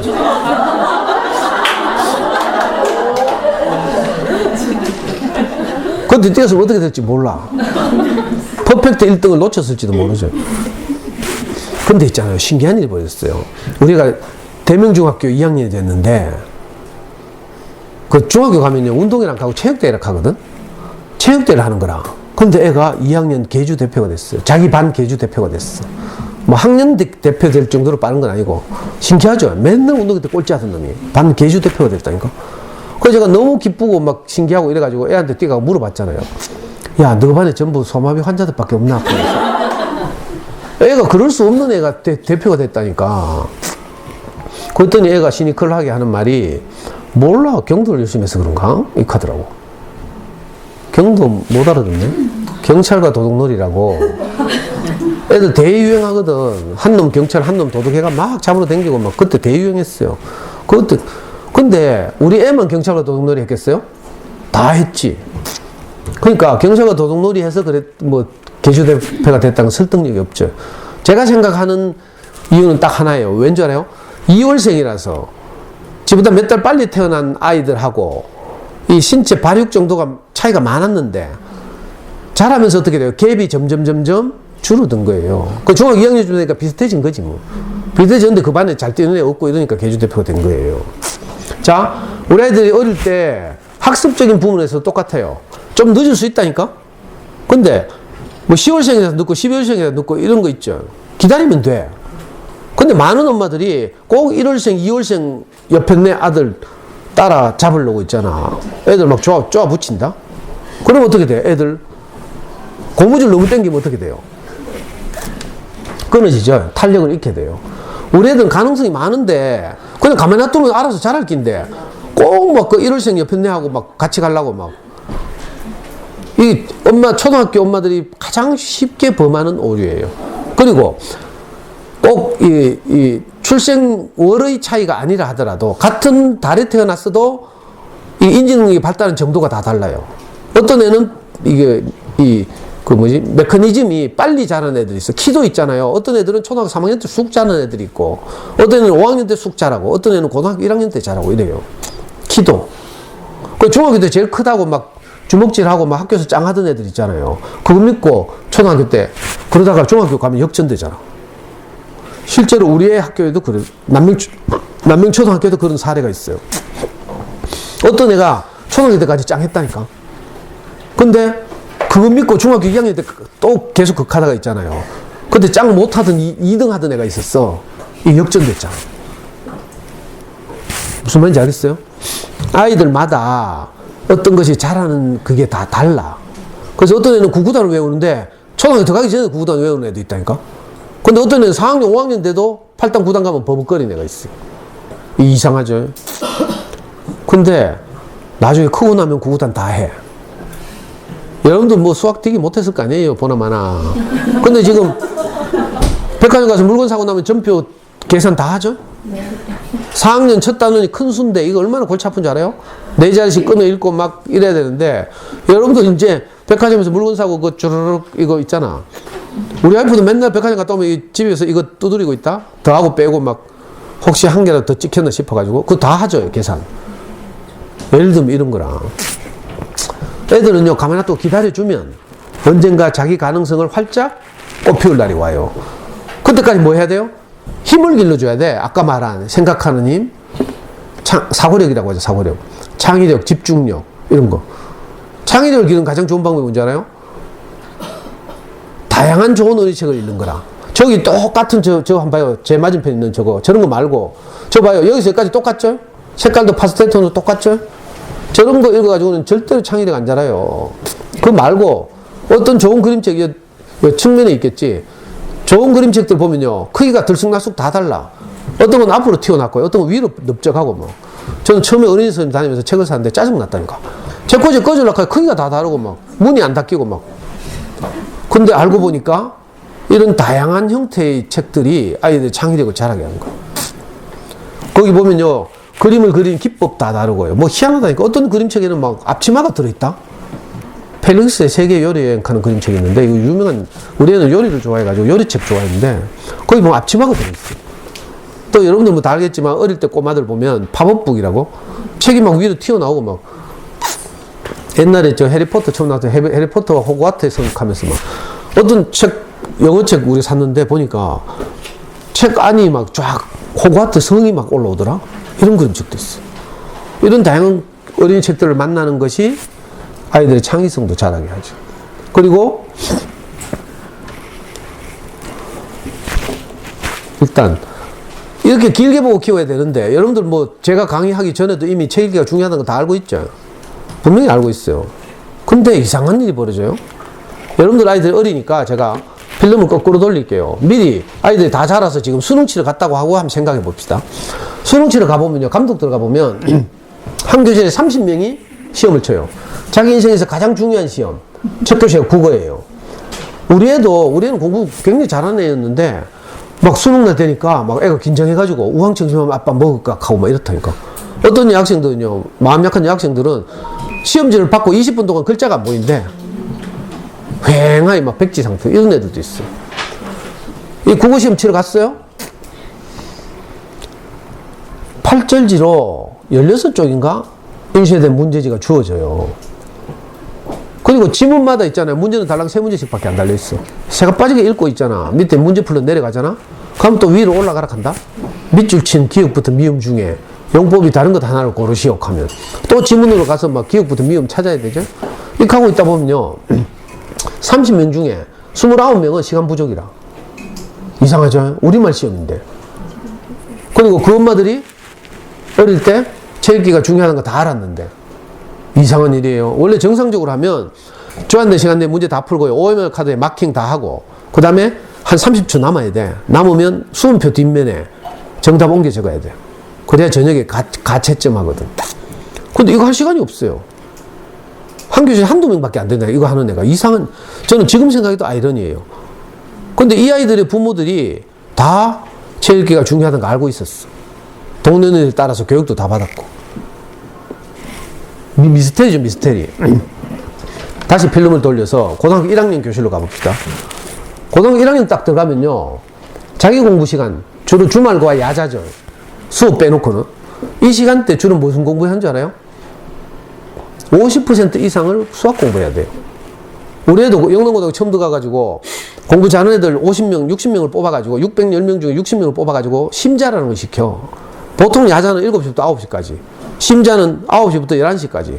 그 심자는 독서실을 따로 만들어가지고요. 독서대 하나씩 주고 허연 페인트 칠한 우리 애 말로는 정신병동 가득하대. 그 공부 잘하는 애들이 다 들어와 있어요. 9시 되면 일제히 가방에서 꺼내는데 다 뭐 꺼낸 줄 알아요? 교재가 똑같아. 다 수학의 정석 꺼내요. 무슨 말인지 알겠어요? 자, 고등학교 들어가서 좋은 대학을 가려면 대부분의 공부를 수학을 해야 되고 한 30% 영어 해야 돼요. 나머지 1, 20% 남는 거 가지고 뭐 해요? 사탐, 과탐 해야 돼. 국어 공부 따로 할 시간 없어요. 책 읽을 시간이 없는 건 말할 것도 없고. 다시 내려와요. 그럼 책 언제 읽어야 돼요? 습관을 중학교 때까지 잡아야 되지. 근데 중학생이에요, 지금 우리 애들이. 자, 중학생이 말 들어요? 엄마, 내 인생 내가 알아서 할게요. 뭐 말하면 있잖아. 옛날에 우리 애 때는 절 익혔어요. 요즘 애들 막 하잖아요. 응, 아니야. 이 지랄한다. 아니, 응이면 응이고 아니면 아니야지. 약 올리는 것도 아니고 응, 아니야. 진짜 흡해 디빈다니까. 말을 들어 처무야 뭐 책을 읽히든지 말든지 하지. 저도요, 중학교 때 열받아가지고 우리 애 한 때리려고 하다 시급했잖아. 일만 이게 안 맞아. 확 때리는데 뭐 펑 막. 우리 왼팔에 내 손목 딱 잡더라고. 이 새끼가 니 지금 아빠한테 반항하나 하면서 이 팔로 또 확 했거든요. 그 애 오른손이 내 팔을 탁 잡아. 그러니까 내가 막 고래고래 코함을 지면서 안 놓나 하면서 손 빼려고 막 하니까 애가 막 울면서 있잖아요. 저를 미국 LA 경찰이 범인 제압하듯이 막 이렇게 벽으로 막 이러면서. 그러면서 애가 울면서 막 하는 말이 뭔지 알아요? 아빠 제발 정신 좀 차려. 중학교 때 영향을 안 받는다니까. 이제 우리가 뭐 자녀 교육에 관해서 아무리 좋은 정보를 가지고 있어도 소용없어요. 말을 안 들어 쳐먹는데 늦었어요. 그래가지고 저 범어도 엄마들 왜 하는 줄 알아요? 애들하고 협상하잖아. 폰 요금 안 내준다 하는 거라. 그러면 애들 막 당장 죽으려고 하거든. 폰 없이 못 사는 애들이니까. 그래가지고 타협하지. 폰 요금 내줄 테니까 엄마 시킨 대로 해라 하면서 범어동 뒷골목 가면 국어 논술 전문 학원 있어요. 이른바 단과학원이에요. 단과학원. 그런데 돈은 비싸고 그냥 한 달에 뭐 몇 권의 책을 읽고 뭐 어쩌고 그래가지고 될 일이 아니죠. 돈만 버리는 거지. 불안하고 돈은 있고 하니까 할 수 없이 이제 그렇게 해보기는 하는 거죠. 자, 그럼 언제? 초등학교 때 해야 돼요. 초등학교 때. 초등학교 9학년 때는 아직 그래도 좀 엄마 무섭죠. 엄마 뚜껑 날아가면 이제 무서우니까. 9학년 때는 엄마가 책 읽으라 하면 뭐 흉내는 내. 다 뭐 들고 있어요? Y 들고 있다니까. 왜? 책 읽기 습관이 안 돼 있어가지고 책에 몰입이 안 돼. 그러니까 학습 만화 들은 거라. 학습 만화는요, 너무 친절하거든? 익살스러운 그림, 말풍선, 그 다음에 우리가 흔히 사용하는 비속어 이런 걸 써가면서 내용 전달을 너무 잘해줘요. 친절해가지고. 학습 만화 왜 안 좋은가 하면 너무 친절해서 안 좋아요. 책은 불친절하거든? 그래서 책을 읽다 보면요, 행간의 숨은 뜻 알아야죠. 저자의 의도 알아야죠. 띄어 읽게 해야죠. 분위기, 배경 파악해야죠. 그죠? 이러면서 이제 책과 부딪히는 거죠. 책에 나오는 묘사와 내 경험이 부딪히면요, 책을 읽다 말고 덮어놓고 회상에 빠지기도 하고. 여러분들도 좀 그럴 텐데. 자, 이런 과정이 생각하는 힘을 자라게 하는 거라. 근데 만화책은 생각할 겨를을 안 주고 낄낄거리다 보면 내용이 전달이 다 돼. 무슨 말인지 알겠어요? 불친절하기 때문에 오히려 아이들한테 유익하다. 그래서 책은요, 몰입해 들어가는데 시간이 많이 걸려. 게임은 시작하면 바로 재밌어. 근데 책은 동일시가 필요하죠. 주인공과 내가 하나가 되는 경험이 생겨야 이제 흥미를 느끼거든요. 근데 초등학교 9학년들이 이미 책을 안 읽다가 엄마가 막 지랄한다고 하면 읽겠어요? 그래서 다 Y 들고 있는 거라. 제가 막 가장 많이 받는 질문이 그거죠. 우리나라 어린이책 출판 시장에 이미 25%가 학습 만화예요. 학습 만화 시대를 따라서 얼마나 막 명멸한지. 제가 아이를 키울 때 가장 유명했던 만화는 새 먼 나라 이웃 나라. 덕성여대 이원복 교수가 쓴 유럽이나 일본, 미국의 뭐 이렇게 문화나 역사를 간단하게 만화로. 그게 제일 유명했거든요. 좀 있으니까 우리나라에 그리스 로마 신화 열풍이 벌었어요. 지금은 돌아가신 그 유명한 번역가가 있는데 이윤기 선생이라고, 이분이 최초로 그리스 로마 신화를 완역본을 번역해냈어요. 이것 때문에 우리나라 출판 시장에 그리스 로마 신화 많이 불었어. 자, 이걸 놓치지 않은 어떤 듣보잡 출판사가 만화로 보는 그리스 로마 신화 하면서 시리즈를 냈잖아. 그래가지고 막 그게 막 어린이 책 시장을 휩쓸었어요. 수십 권 시리즈 내가지고 대박 났죠. 돈은 많이 벌었을 거라. 슬픈 일이에요. 애들 독서 습관 다 버리고 막. 자, 마법천자문 지나가니까 이 그리스 로마 신화가 막 이제 막 한참 뜨다가 또 좀 있으니까 이제 마법천자문 나와가지고, 마법천자문 뒤에 막 한자 카드 하나씩 붙여가지고 애들 막 또 거기다가 뭐 이상한 또 뭐 한자 학습지들이 막 뭐 한자 몇 급을 따면 뭐 대학 가는데 뭐 유리하고 이런 어디 사기를 쳐가지고. 그리고 엄마들 뭐 유치원 다니는 애들 다 한자 공부시키더라. 한자 몇 급 계산하고. 이 제정신이 아니야 내가 보니까. 뭘 해야 될지 몰라 지금. 어린 시기 유아기 때는요 뭘 해도 잘해. 다 받아들여. 한자도 시키면 다 외워요. 애들 포켓몬 진화하는 과정 그 100몇시까지 다 외우죠. 천재라요 천재. 정작 하라는 구구단은 못 외우는 것들이, 애들 뭘 유아기 때 뭐 시키면요 다 받아들이냐고. 천재라니까. 저도 한때 그런 실수를 한 적 있어요. 저는 이제 바둑광인데, 그래가지고 우리 애한테 바둑 일찍 가르쳐가 빨리 돈 많이 벌게 하려고, 이창호는 이세돌처럼 키우려고 우리 애 4살 때 내 바둑을 가르쳤다니까. 이창호 바둑기술 교재를 가지고 제가 직접 가르쳤어요. 애가 너무 잘 이해하는 거라. 하루 수업을 내가 매일 이래 조금씩 한 30분씩 했는데 애가 너무 좋아해. 이해를 잘해. 근데 문제는 있잖아요. 내가 가르치는 수업이 딱 끝나자마자 애가 뭐라 하는 줄 알아요? 아빠 내하고 알까기 해. 이렇게 하는 거야. 애는 사실 아빠하고 놀고 싶어서 좋아하는 건데 나는 거기다 바둑 기술을 가르치려고 막. 근데 그걸 깨닫고 때려치웠잖아요. 아, 이 아이는 내하고 놀고 싶어 하는구나. 이걸 알고 나서 바둑 접었다니까. 아이들 뭐든지 잘 받아들이거든요. 그렇다고 해서 막 아무거나 막 시키면 안 된다고. 뭐 한자 시켜봐요. 잘 받아들인다니까. 그렇다고 해서 시키면 돼요. 그러면 스타킹 같은 거 나오지 이제. 텔레비에 보면 왜 신동들 뭐 이상한 신동들 많이 있더라. 그거 보면 한편으로는 참 애들이 신기하고 기특하지만 한편으로는 안타깝다니까. 꼭 어떤 특정 분야에 뭘 해도 잘 받아들이는 시기에 뭘 하나 주입해가지고 그 분야에서 이제 좀 뛰어나가지고 막 매스컴 타고 이런 거죠. 그게 꼭 바람직한 걸까 이런 생각하거든요. 한자 이야기 하다 내 흥분해가지고. 자, 고학년 되면 이미 다 Y 들고 있으니까 어떻게 해요? 엄마가 답답하죠? 불안하죠? 책 읽기는 중요하다는 소리 또 들었지? 그럼 뭐해? 또 집에 돌아가면 바로 전화한다니까. 한우리 독서논술. 아니면 웅진 북클럽 뭐. 또 뭐 있더라? 주니어 플라톤 뭐 이런 거. 팀 짜고 막 하죠 또. 다 쓸데없어요. 이미 늦었어. 자, 다시 필름을 꺾고 돌려서 초등학교 저학년으로 내려왔어요. 저학년 때도, 아니, 분명히 애들이 유아기 때는 이런저런 많은 책들 가운데, 창작 빼내와가지고 엄마 보고 자기 전에 읽어두라고 하고 이러던 애들이 이상하게 학교만 들어가면 책 빠이빠이다. 그런 애들 많죠. 그래가지고 엄마들 답답하고 하니까 또 할 수 없이 뭐 해? 국어학습지 하는 거야. 네, 오늘 보고 다시는 안 볼 거니까 못했게 말할게요.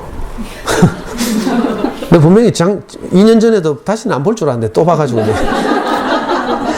좀 걱정은 되는데, 아니 초등학교 저학년 시절에 국어학습지 하는 것처럼 짠 거 같은 짓이 없다니까. 미안해요, 다 하고 있는데. 학습지를 하는 건 문제 푸는 스킬을 배우는 거라.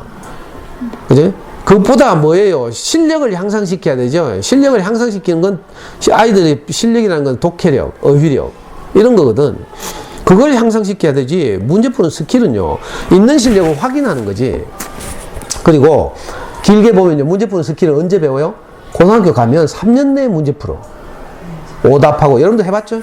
우리 영동고등학교 가니까 1년에 12번 시험 치더라고. 교육적 모의고사라고 공식적으로 전국 애들이 다 똑같이 치는 시험이 4번 있어요.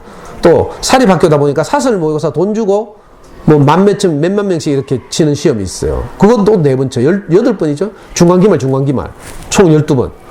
시험 치고 나면요, 고등학교 가면 다 오답 노트해. 애들 불쌍하더라니까. 다행히 우리 애는 모의고사 치면 몇 개 안 틀리거든? 그래서 오답 노트 하루 저녁이면 다 해. 근데 반타작 하는 애들 어떻게 되겠어요? 다음 시험 때까지 한 달 내에 오답노트 하고 있다니까. 그리고 모든 수업은 문제풀이, 해설. 지금도 인간 같은 거 메가스터디 이런 데 들어가봐요. 다 문제풀이, 해설이에요. 그러니까 문제 푸는 기술은 고등학교 때 배워야지. 지금 초등학교 1학년 때부터 배워가지고 막 꼭 단원평가 때 한 개 더 맞아야 돼요? 너무 그렇게 짧게 보고 키우면 안 돼. 물론 더 받으면 좋지만, 아이고, 엄마들 뭐 어디 가서 피아노 학원 다녀가지고 상 주잖아? 그러면 또 막 기뻐가지고 막 사진 찍고 울면서 또 비디오 찍고 이런다? 그건요, 피아노 학원마다 다 주는 상이라. 알죠? 알면서도 기쁘죠? 피아노 학원들끼리 몇 개 연합해가지고 막 어디 빌려가지고 막 그렇듯하게 행사하면 드레스 입고 가가 막 피아노 치고 하잖아. 그래도 기쁜 게 우리 부모 마음이죠. 제가 그거 알긴 알아요. 기말고사 단원평가에서 한 개 더 맞으면 너무 기쁘지. 근데 그걸 이겨야 돼. 그 유혹을 이겨야 돼. 이 달콤한 사탕. 그죠? 그 성적이 주는 달콤한 유혹. 이걸 이겨야 된다니까. 그리고 길게 보고 숨은 실력을 키워야 돼. 학교 기말고사로도 드러나지 않는 실력이 있어. 이걸 키우는데 초등학교 때 전력을 다해야 돼요. 이거 놓치고 학습지 해갖고 뭐 동그라미 몇 개 맞추고 뭐 진도, 그 학습지 해봐야 다 집집마다 진도 다 밀리게 돼 있어요. 그놈의 밀린 학습지 때문에 또 싸우고 막 도저히 애 잡다 안 되면 어떡해? 결국 끊고 딴 학습지 하지? 왜? 그 학습지한테 미안해가지고 계속 못한다니까? 슬픈 일이에요. 그러니까 초등학교 저학년 때 책을 안 읽으니까 할 수 없이 학습지 하지만, 이 원인이 어딘지 알아요? 다른 원인들도 많지만 제가 생각할 때는 이것 때문이라. 동네 언니들이 교육받으러 가자 하면서 막 다 협박에 가죠? 그러면 다 이 교육받는다? 몇 살 때까지? 이 전집 안 사면 큰일 난대 하면서 0세부터 2세 자연관찰, 2세부터 3세 뭐 어쩌고 뭐, 나머지는 5세부터 6세 뭐 사회탐구, 역사, 철학도 있네. 나 철학, 그래, 철학 전집. 아니, 엄마들이 너무 불안하니까 이 상업적으로 이렇게 뻥 튀겨가지고 막 세트바리로 막 책 내놓죠. 그럼 엄마들 막 또 그 교육받고 나면 불안하잖아. 적금 깨가지고 또 막 사지른다. 그러니까 집구석마다 다 거실 이렇게 돼 있어요. 근데 어떤 집 거실 이거 찍어 온 거야, 진짜. 어떤 집인지 안 들키려고 내가. 이러니까, 아니, 애들이 책의 맛을 알아야 되는데, 전부 이런 책들의 핵심은 대부분이 뭐예요? 지식의 전달이라. 과학 전집, 역사 전집, 사회탐구 전집, 뭐, 지식의 전달. 어떤 애는 물론 지식 좋아하는 애들 있어요. 막, 4살 때는 막 공룡에 관해서 막, 공룡 이름 다 외우죠. 뭐, 외로우든, 뭐, 티라노사우루스 켜사고 막. 또 뭐, 5살 되면 자동차에 대해서 막, 박학 다시 간 애들이 있고요. 이 지식의 전달이 어릴 때는 잘 받아들이고 좋아하는 것 같지만, 사실은 책의 맛을 모르는 거라. 책은요, 읽고 나서 마음이 짠하거나, 이거 정확하게 말하면 감동이죠, 감동. 애들은 슬프다 하죠. 아니면 낄낄거리면서 재미있거나, 무슨 수가 나야 되는데, 이런 맛을 경험해야 돼요. 근데 그런 것도 없이, 이런 거 사재 놓으면, 이 중에 가끔 창작은 가끔 빼가와서 읽어. 근데, 나중에 학교 가면 다른 책에 손은 안 대죠. 이거 쳐다보고 있자면 본전 생각 나잖아? 본전 생각나서 애 쳐다보다 언젠가 그날이 오겠지 하면서 읽어주는 날이 오겠지 하면서 막 그 가다 또 뚜껑 열린다니까. 안 그래도 우리 아이 키우다 보면 정신병 다 있죠? 아이를 키우다 보면 아까 했죠. 저는 중증 충동 조절 장애라고. 그러니까 쥐 잡듯이 잡고 나면 너무 미안하잖아. 그러니까 또 자는데 뛰가가지고 막 울고 불고 막. 그렇게 하면 애들 속으로 뭐라 하는 줄 알아요? 아이고, 내일 또 갈 거면서 뭐. 그리고 엄마들은 이렇게 생각하고 자기 전에 내일은 내가 꼭 어디 정신과랑 가봐야지 하면서. 정신과가 심한가 뭐 상담센터라도 가볼까 하고 막 이렇게 하죠. 근데 제가 장담하건대 이 증세는요, 정신과 가도 안 돼. 정신과 가면 정신과 의사들이요, 우리 하소연을 들어줘. 실제로 어떤 엄마가 큰 교통사고를 내가지고 트라우마가 와서 이제 굉장히 힘들어가지고 막 이런 엄마가 있어서 내가 남편이 바빠가지고 제가 대신 이렇게 같이 병원에 간 적이 있어요. 가보니까 막 지금 애 막 그 오토바이 하고 부딪혀가지고 막 사람 막 거의 식물인간 되고 이래가지고 그 트라우마 때문에 막 힘들어 하는데 그거 쭉 들어주다가 겨우 한다는 이야기가 자기 접촉사고 낸 이야기 하는 거라. 정신과 의사들이. 자기 경험 한도 내에서 이제 자기 이야기를 하면서 위로도 좀 하고 그래도 안 되면 뭐 해요? 약물 처방.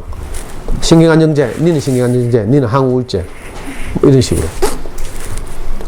근데 그런 약물 처방이 효과가 있으려면 증세가 일관돼야 돼.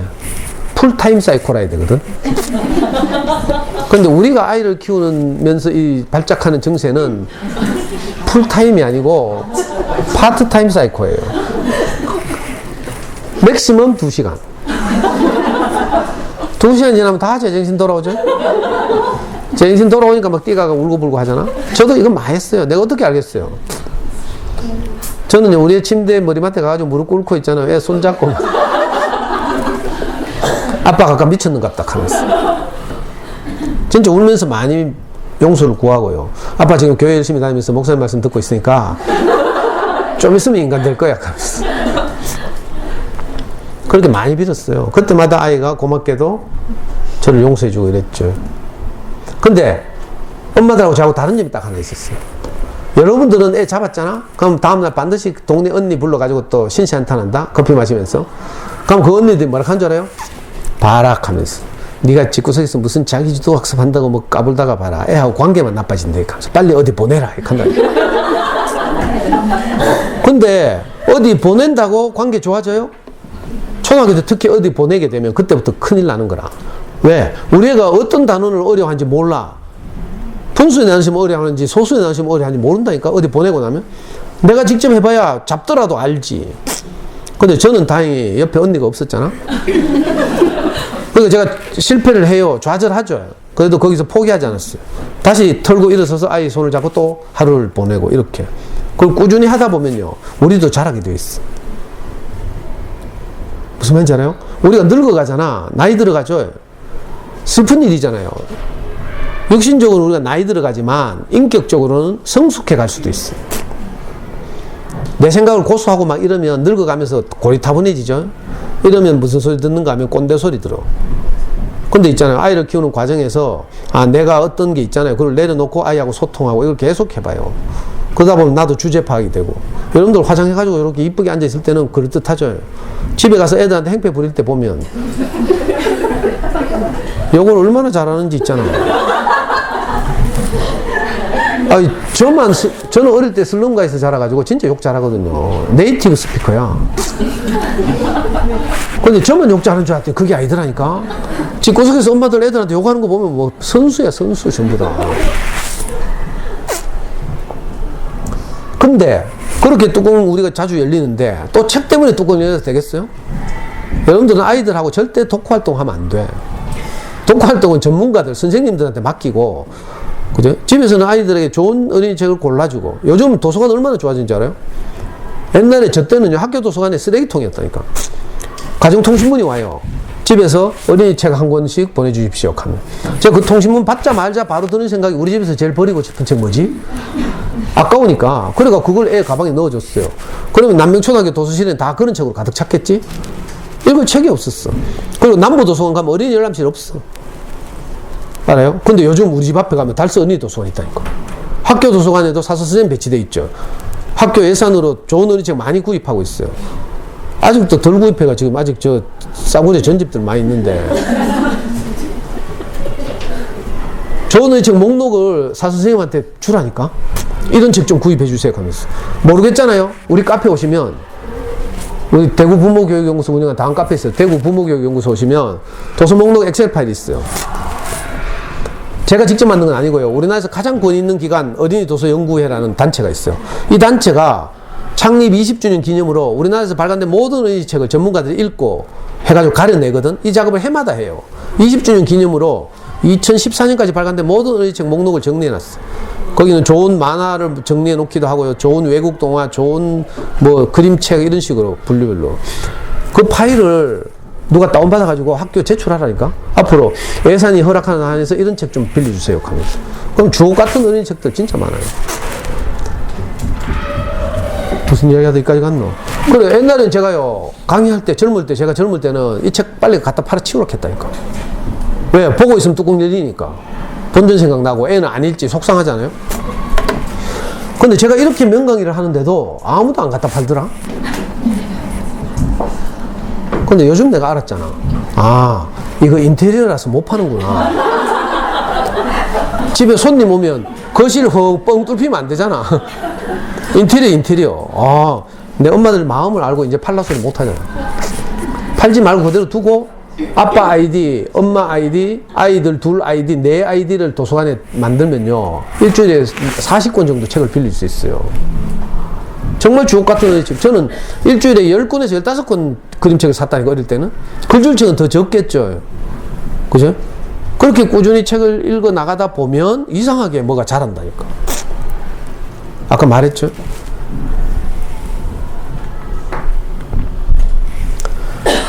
초반에 제가 마리아 몬테소리가 신체 영역, 인지 영역, 정서 영역, 이게 세 가지 영역이 균형감 있게 발달해야 된다고 말씀드렸어요. 아까 그 어머니들 그 선서하되 거기 보면 주로 정서적인 영역에서 아이들에게 용기를 주고 자존감을 뭐 심어주고 뭐 이런 이야기 하잖아요. 근데 학교에서 너무 잘하시는데 막상 우리가 현실에서 집구석에 돌아가서 하려고 하면 이게 돼요? 안 돼. 여러분들 될지 모르겠지만 저는 해보니까요. 여러분들도 저하고 똑같겠지 뭐. 아이들한테 하는 말은 딱 6마디밖에 없어. 명령, 지시, 그 다음 확인. 확인해봐야 뭐 보나마나 안 했지 뭐. 밀리거나. 그럼 뭐 어떻게 해요? 질책, 비난. 더 뚜껑 열리면 어떻게 돼요? 저주. 우리가 하루 종일 하는 말 이 6마디밖에 없어. 이상하다니까. 마음으로는 아이가 너무 소중한데 막상 현실에서는 애한테 막 진짜 이상하대요. 저는 아버지 없이 자라가지고 내 이 아이한테는 정말 좋은 아빠가 되고 싶었거든. 모든 걸 도와주고, 심지어는요, 저는 솔직히 말씀드리면 꿈속에라도 들어가고 싶었어. 애가 2월생이라 했죠. 그래서 늘 맞고 오고 이래요, 학교 갔다 오면. 그러면 꿈꾸다 보면 밤에 잘 때 애 재울 때 항상 애가 잠들었다 싶으면 우리 와이프는 바로 갑부대 지방에 지도 자러 간다고. 저는 혹시나 싶어가지고 다시 들어가봐. 그럼 애가 막 땀 흘리고 있고, 우리는 땀이 많거든요. 그러면 그 하얀 거즈 있죠. 거즈로 애 땀 닦아주고, 이불 차에서 이불 덮어주고. 가끔 보면 막 악몽을 꾸는가, 뭐 꿈속에서 뭐 뭐라 캐. 뭐 맞고 있나봐. 애들한테 괴롭힘 당하고 있나봐. 그때 제 심정이 어땠는 줄 알아요? 근데 기도했다니까. 하나님, 할 수만 있으면 내가 이 아이를 돕고 싶습니다. 꿈속에라도 들어가서 이 아이가 지금 어려워하는 걸 해결해주고 싶습니다. 이 마음이었다니까. 그런 간절한 마음을 가졌는데도 불구하고 이놈의 공부만 시키면 그게 아니죠. 이 새끼야 하면서. 네가 100점 맞으면 당연하고 한 개 틀리면 닌 뒤진다 하면서. 이런 식으로 애 키웠다니까.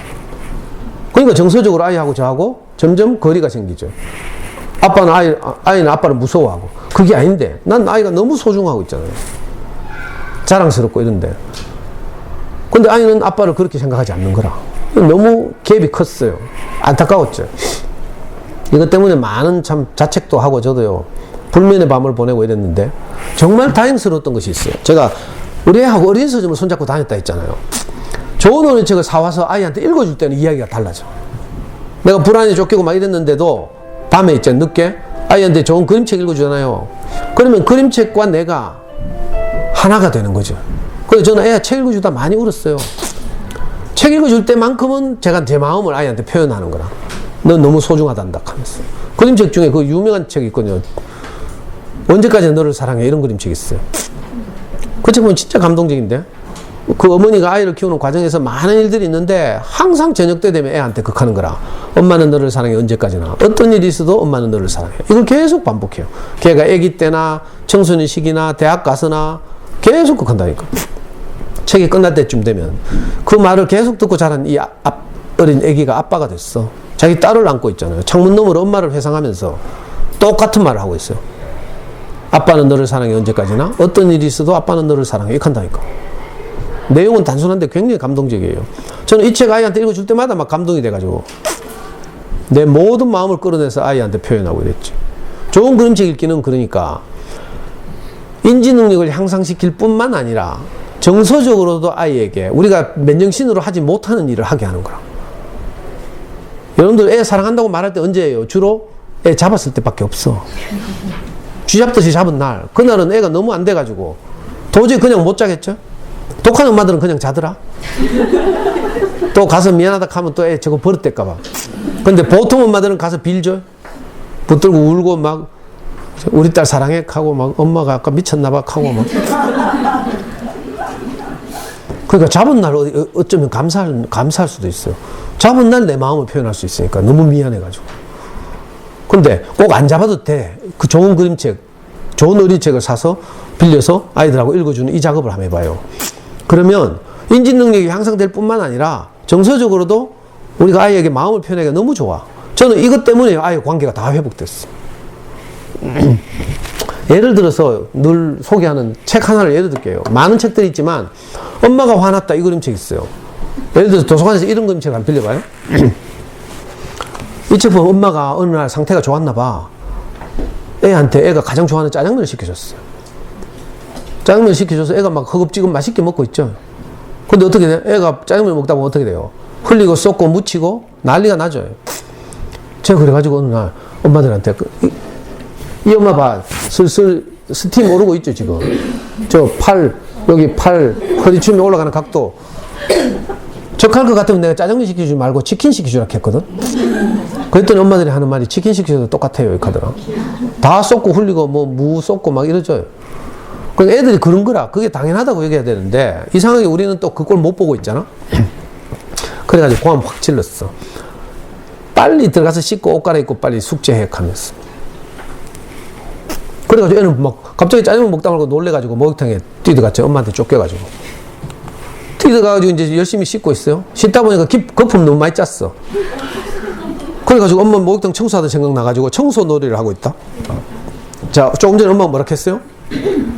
빨리 씻고 나서 밀린 거 하라 했는데 아무리 기다려도 안 나오니까 엄마 또 뚜껑 열린 거라. 그냥 목욕탕 문을 열고 들어갔죠.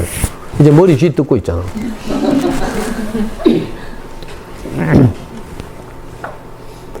그래가지고 애가 또 혼났죠. 이번엔 나오면서 이번엔 혼 절대 안 나게 조신하게 놀아야지 하면서 그림 그리기 놀이를 했어. 애가 상상력이 너무 뛰어나다 보니까 그림 그리다가 막 스케치북이 너무 좁은가 봐. 그러니까 온 평평한 데다 벼락박에다 그림을 다 그렸어요.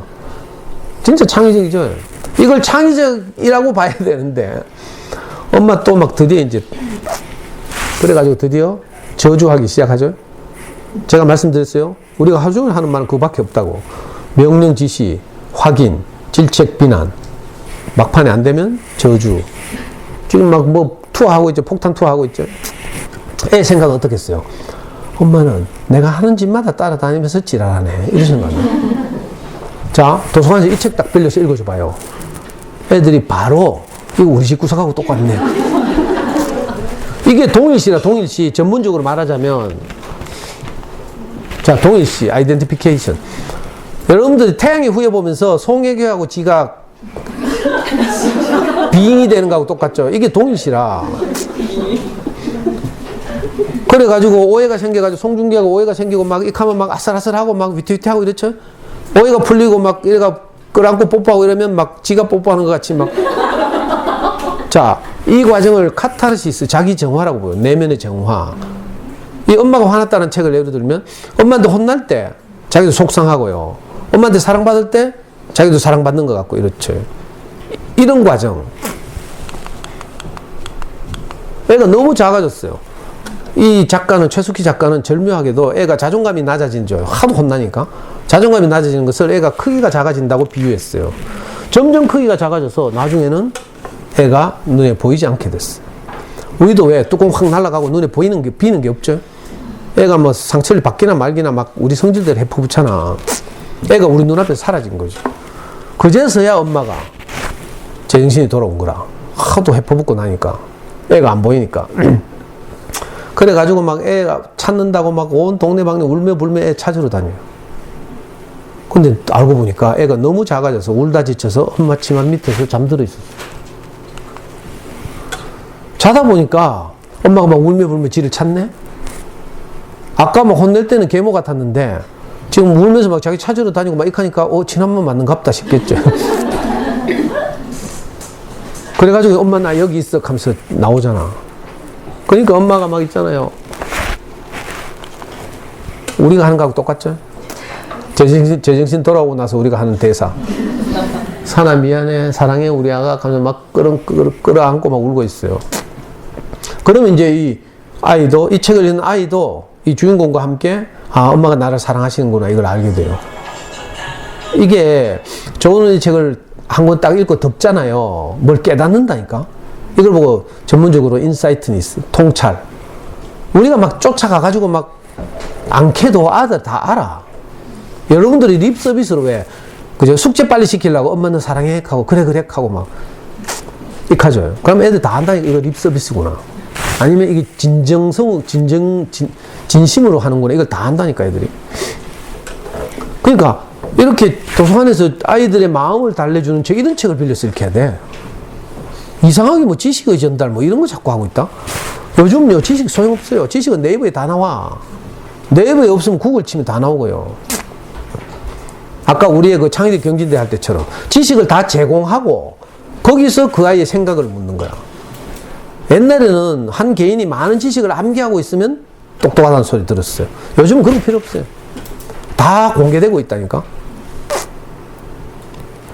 그러니까 아이들의 마음, 그죠?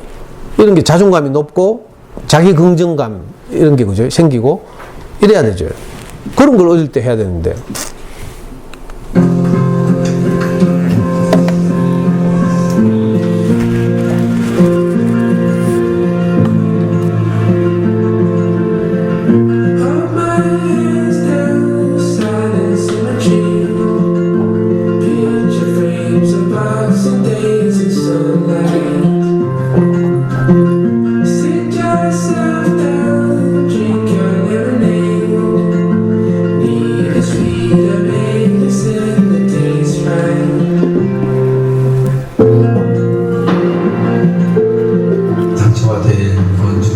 벽을 만드는 말은 어디서 말했구야? 말로도 때리지 마세요. 아이도 어른과 똑같은 사람입니다.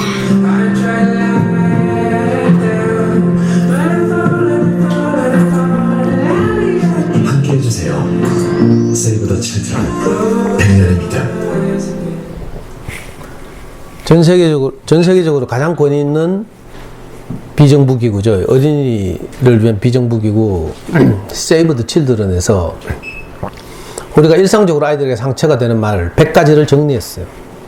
그리고 그걸 그렇게 표현하지 말고 어떻게 달리 표현할 수 없을까를 대안을 제시하고 있어요. 네이버에 검색해봐요. 100가지 말 상처. 아니면 유튜브 검색하든지.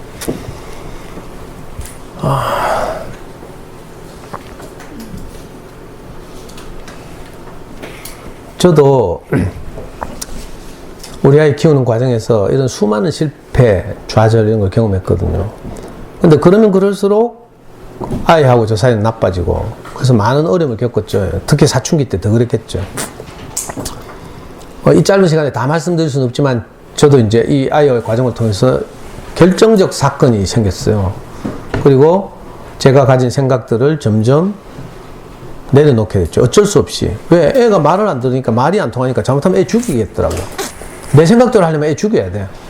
왜? 애는 자발적으로 공부를 안 하니까. 여러분들은 막 애들이 막 책상에 뛰어가 알아서 공부하는 걸 꿈꾸죠.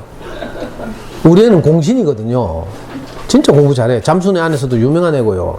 근데 한 번도 자발적으로 뛰어가서 공부한 적이 없어. 그러니까 너무 욕심내면 안 돼. 저도 그걸 모르고 있잖아요. 막 시간만 되면 자발적으로 뛰어가서 공부해야 되고 막 이런데 안 하니까 미치겠더라니까. 많은 실패와 좌절을 경험하고 제가 철이 들었죠.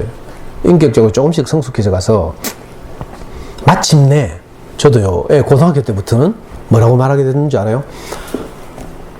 아빠는 어떤 경우에도 너를 사랑한다. 이렇게 말하게 됐어요. 저는 안 그랬거든요. 조건부였거든요. 조건부.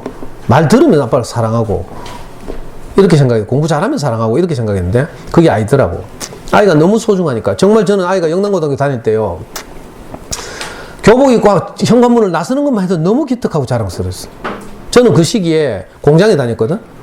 그 제가 다니던 공장이 성광고등학교 옆에 있었어요. 저 고성동에 가면 시민운동장 옆에 성광고등학교가 있었는데 자전거를 타고 아침에 공장으로 출근하는데 내 또래들은 다 교복 입고 성광중고등학교 들어가는 거라. 그때 내가 너무 막 하여튼 열등감이 찌들었거든요. 근데 애가 고등학교 가가지고 영남고등학교 교복을 입고 현관문을 나서잖아요. 내가 얼마나 기쁜지 막. 너무 기뻐서 내가 막 뒷가로 사진 찍으려고 했다니까.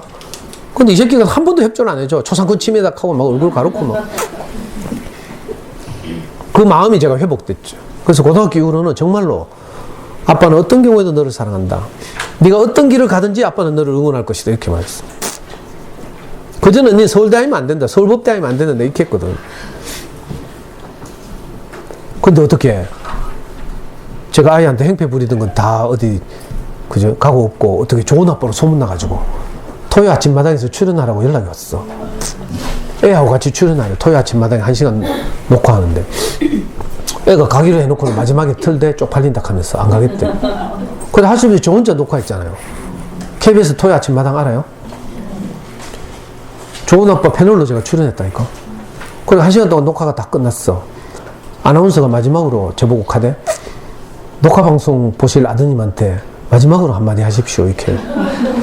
그래 제가 했잖아. 그 카메라 똑바로 보면서 프로들은 카메라를 봐요. 아마추어는 사회자를 봐. 이 차이를 알는가 모르겠네. 아이돌들 노래 부를 때 왜 카메라 쳐다보고 막 윙크하고 막 익하고 하잖아. 카메라를 봐야 화면에 정면으로 나온다니까. 제가 카메라를 똑바로 쳐다보면서 그렇게 했어요. 그 애 없는데 네, 남들 보고 있는데 쪽팔리잖아. 근데도 내가 용기를 내가지고 사랑하는 내 아들아, 아빠는 어떤 경우에도 너를 사랑한다. 네가 앞으로 인생을 살면서 이 말을 절대 잊지 않았으면 좋겠다. 내가 유언하듯이 했다니까. 우리 아버지도 30대 돌아가셨거든. 아버지 나이 38인가 이때 돌아가셨는데, 그래서 저도 항상 아이보다 먼저 죽는다는 생각을 하잖아요. 당연히 먼저 죽죠. 근데 예상보다 일찍 죽으면 너무 슬프죠. 내가 없어도 아이가 잘 살아야 되니까 저는 초등학교 때 애한테 아빠의 죽음에 관한 책 많이 읽어줬어요. 혹시 제가 먼저 죽을까 봐. 아빠는 어떤 경우에도 너를 사랑한다. 이게 제 진심이죠. 우리가 이상한 불안감이 나를 덮고 있어서 이 말을 못하는 거라. 저도 많이 못했어요. 근데 마침내 이겼지.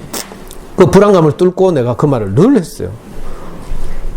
그 후로요, 우리 아이는 지 삶의 위기가 찾아올 때마다 또는 누군가의 위로와 격려가 필요할 때마다 아빠한테 전화해서 뭐라 한 줄 알아요? 카톡에서 아빠 그 말 좀 해봐. 이렇게 한다니까. 우리 아이가 그 말 하는 거 딱 레퍼토리 정해져 있어요. 아빠는 어떤 경우에도 너를 사랑한다. 네가 어떤 길을 가든지 아빠는 너를 지지할 것이다. 내가 저로서는 할 수 없는 말을 제가 하게 된 거죠. 기적이 일어났어요. 지금 몇 시지? 왜 이렇게 시간이 많이 갔지? 큰일 났네. 아니, 시간만 있으면 다 이야기하고, 우리 아이가 진짜 군대에서 죽을 뻔 했거든요.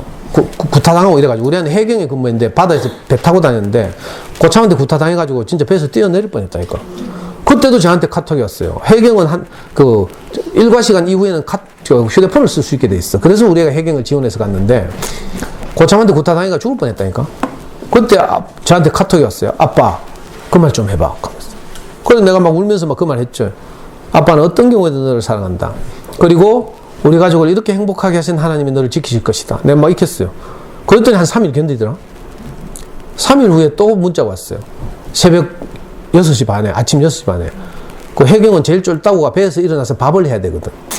그 배는 늘 롤링하죠. 멀미를 하는 상황에서 밥을 해야 되니까 애 세수도 못하고 막. 그 두려운 상황에서 새벽 6시 반에 엄마 아빠 너무 사랑해 보고 싶어. 이렇게 하는 문자가 왔어요. 그거 보는데 내가 막 가슴이 미어지더라고. 이거 위기구나 싶어가지고.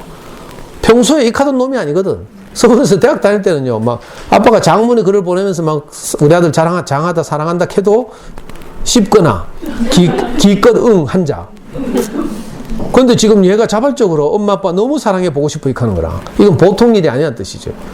그냥 막 가슴이 조마조마했어요. 아니나 다를까 이틀 후에 전화가 왔어요. 아빠 좀 살려줘. 이 시간에 그 말씀 다 드릴 수는 없고요. 제가 평소에 그렇게 말해 놓으니까 애가 저한테 그런 문자를 하는 거예요. 그리고 커서도 그렇죠. 그때 생각하면요. 세월호가, 엊그제가 세월호 오죽이잖아. 저는 그 생각을 잊을 수가 없어요. 애가 살려달라고 하는데, 막, 눈에 비는 게 없어요. 눈이 뒤집혀가지고. 군대 갔는데. 그래가지고요, 그 다음날 토요일 새벽이었는데 막 밤잠을 설치고 있잖아요. 우리 와이프는 학교 휴가 내고 막 우리 둘이서 막 고속도로를 달려서 애 부대로 쳐들어갔잖아.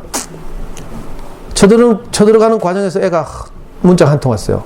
아빠, 내가 전화번호 하나 불러줄게. 이리 전화해봐. 이렇게 하더라고. 우리 애가 진해 해군훈련소에서 훈련을 받고 해양경찰학교 후반기 교육을 천안에 있는 해양경찰학교에서 받아요. 이 해양경찰학교에 강사로 오신 분이 해양경찰청 본부에서 전경을 관리하는 가장 높은 계급이라. 이분이 강의가 다 끝난 다음에 칠판에다 자기 전화번호를 하나 적어줬어요. 혹시 여러분들이 군대 생활 하다가 정말 힘든 일이 생기면 이리 연락하라고. 근데 우리 애가 그걸 우연히 적어놨다, 교재에다가. 그 지가 위기가 와서 내한테 그 번호를 주더라고. 그래가지고 저는 그 서해안 평택 해양경찰서에 막 차 몰고 울면서 가면서 막 이 전화번호 전화를 했어. 그랬더니 그 전경을 관리하는 가장 높은 분이들. 이분이 뭐라 하는 줄 알아요? 정말 아버님 전화 잘하셨습니다 하면서. 보통 이런 일이 생기면 보통 인터넷에 막 떠들고 이래가지고 우리 해경의 이미지도 출주시키고 문제도 해결하기 어렵게 만드는데 아버님 저한테 전화 정말 잘하셨다고. 그렇게 하면서 이분이 바로 거기 평택 해양경찰서에 전화해가지고요. 서해에 출동한 우리의 배를 회항시켰어. 그리고 바로 회항시킨 거 동시에 가해자와 피해자를 분리하고. 제가 막 울면서 올라갔죠. 혹시 그래도 이 군대 입대한 거니까 그 무시할까 싶어가지고요. 저는요. 막 양복 입고 넥타이 메고 있잖아요.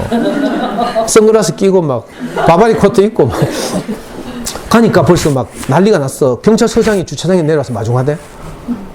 그리고 올라가니까 서장실 옆에 방을 하나 주면서 애 안정시키라 하면서 우리 애를 이렇게 배에서 이렇게 데리고 와가지고 앉았어요. 애가 우리를 보자마자 막 이제 2병 이제 자대 간지 일주일밖에 안 된 애가 막 얼굴 새카매 겁에 질려가지고 있잖아요. 세수는 하나도 못하고.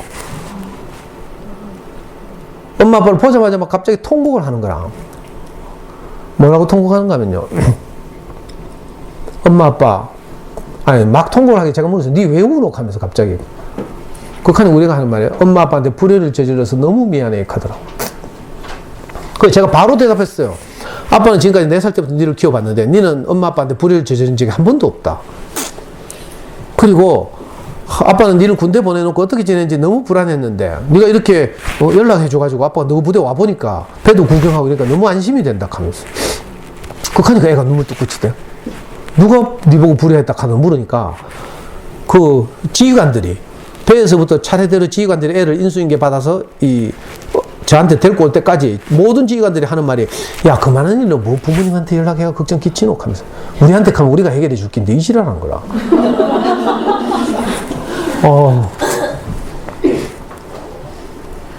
그래가지고 제가 담대하게 해서 니는 한 번도 아빠한테 불의를 한 적이 없고 이번에 연락해가지고 오히려 아빠는 네가 사는 환경을 보고 나니까 오히려 안심이 된다 하면서. 그러니까 눈물 뚝 끝이 돼. 그래가지고 뭐 이러저런 거 묻다가 5분 있다 또 막 운대. 또 통곡하면서 우는 거예요. 이번에 왜 우노 하니까 나는 왜 이렇게 나약하게 태어났는지 모르겠어 이렇게 하더라고. 그래서 제가 바로 말했어요. 네가 나약하게 태어난 게 아니라 그 새끼가 너무 강한 거다 하면서.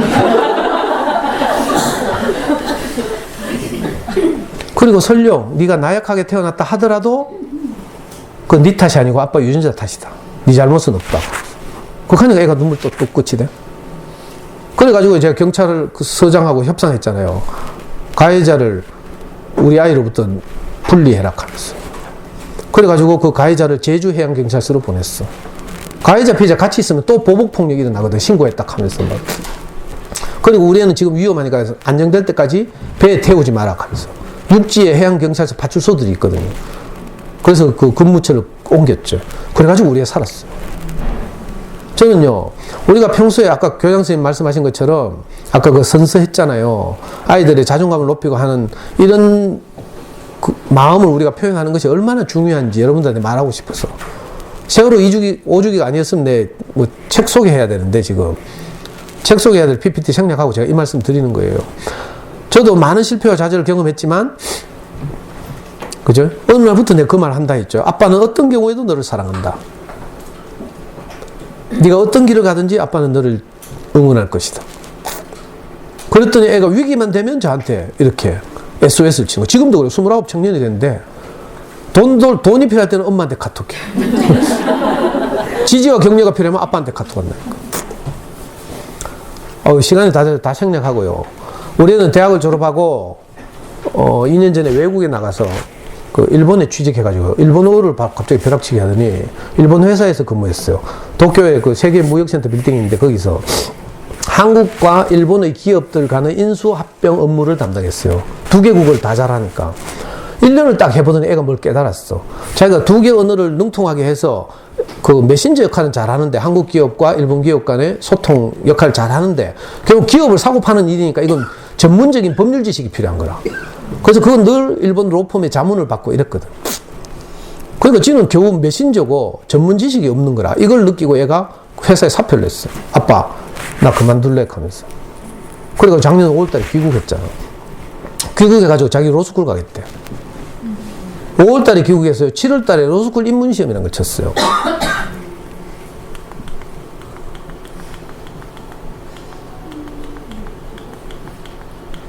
책 속에 PPT 이거는요. 아까 다음 카페 대구 부모교육연구소 오시면 목록이 있고 이 PPT도 여기 하나 복사해 놨어요. 시간이 없어서 어머니들이 너무 잘 들어주시니까 제가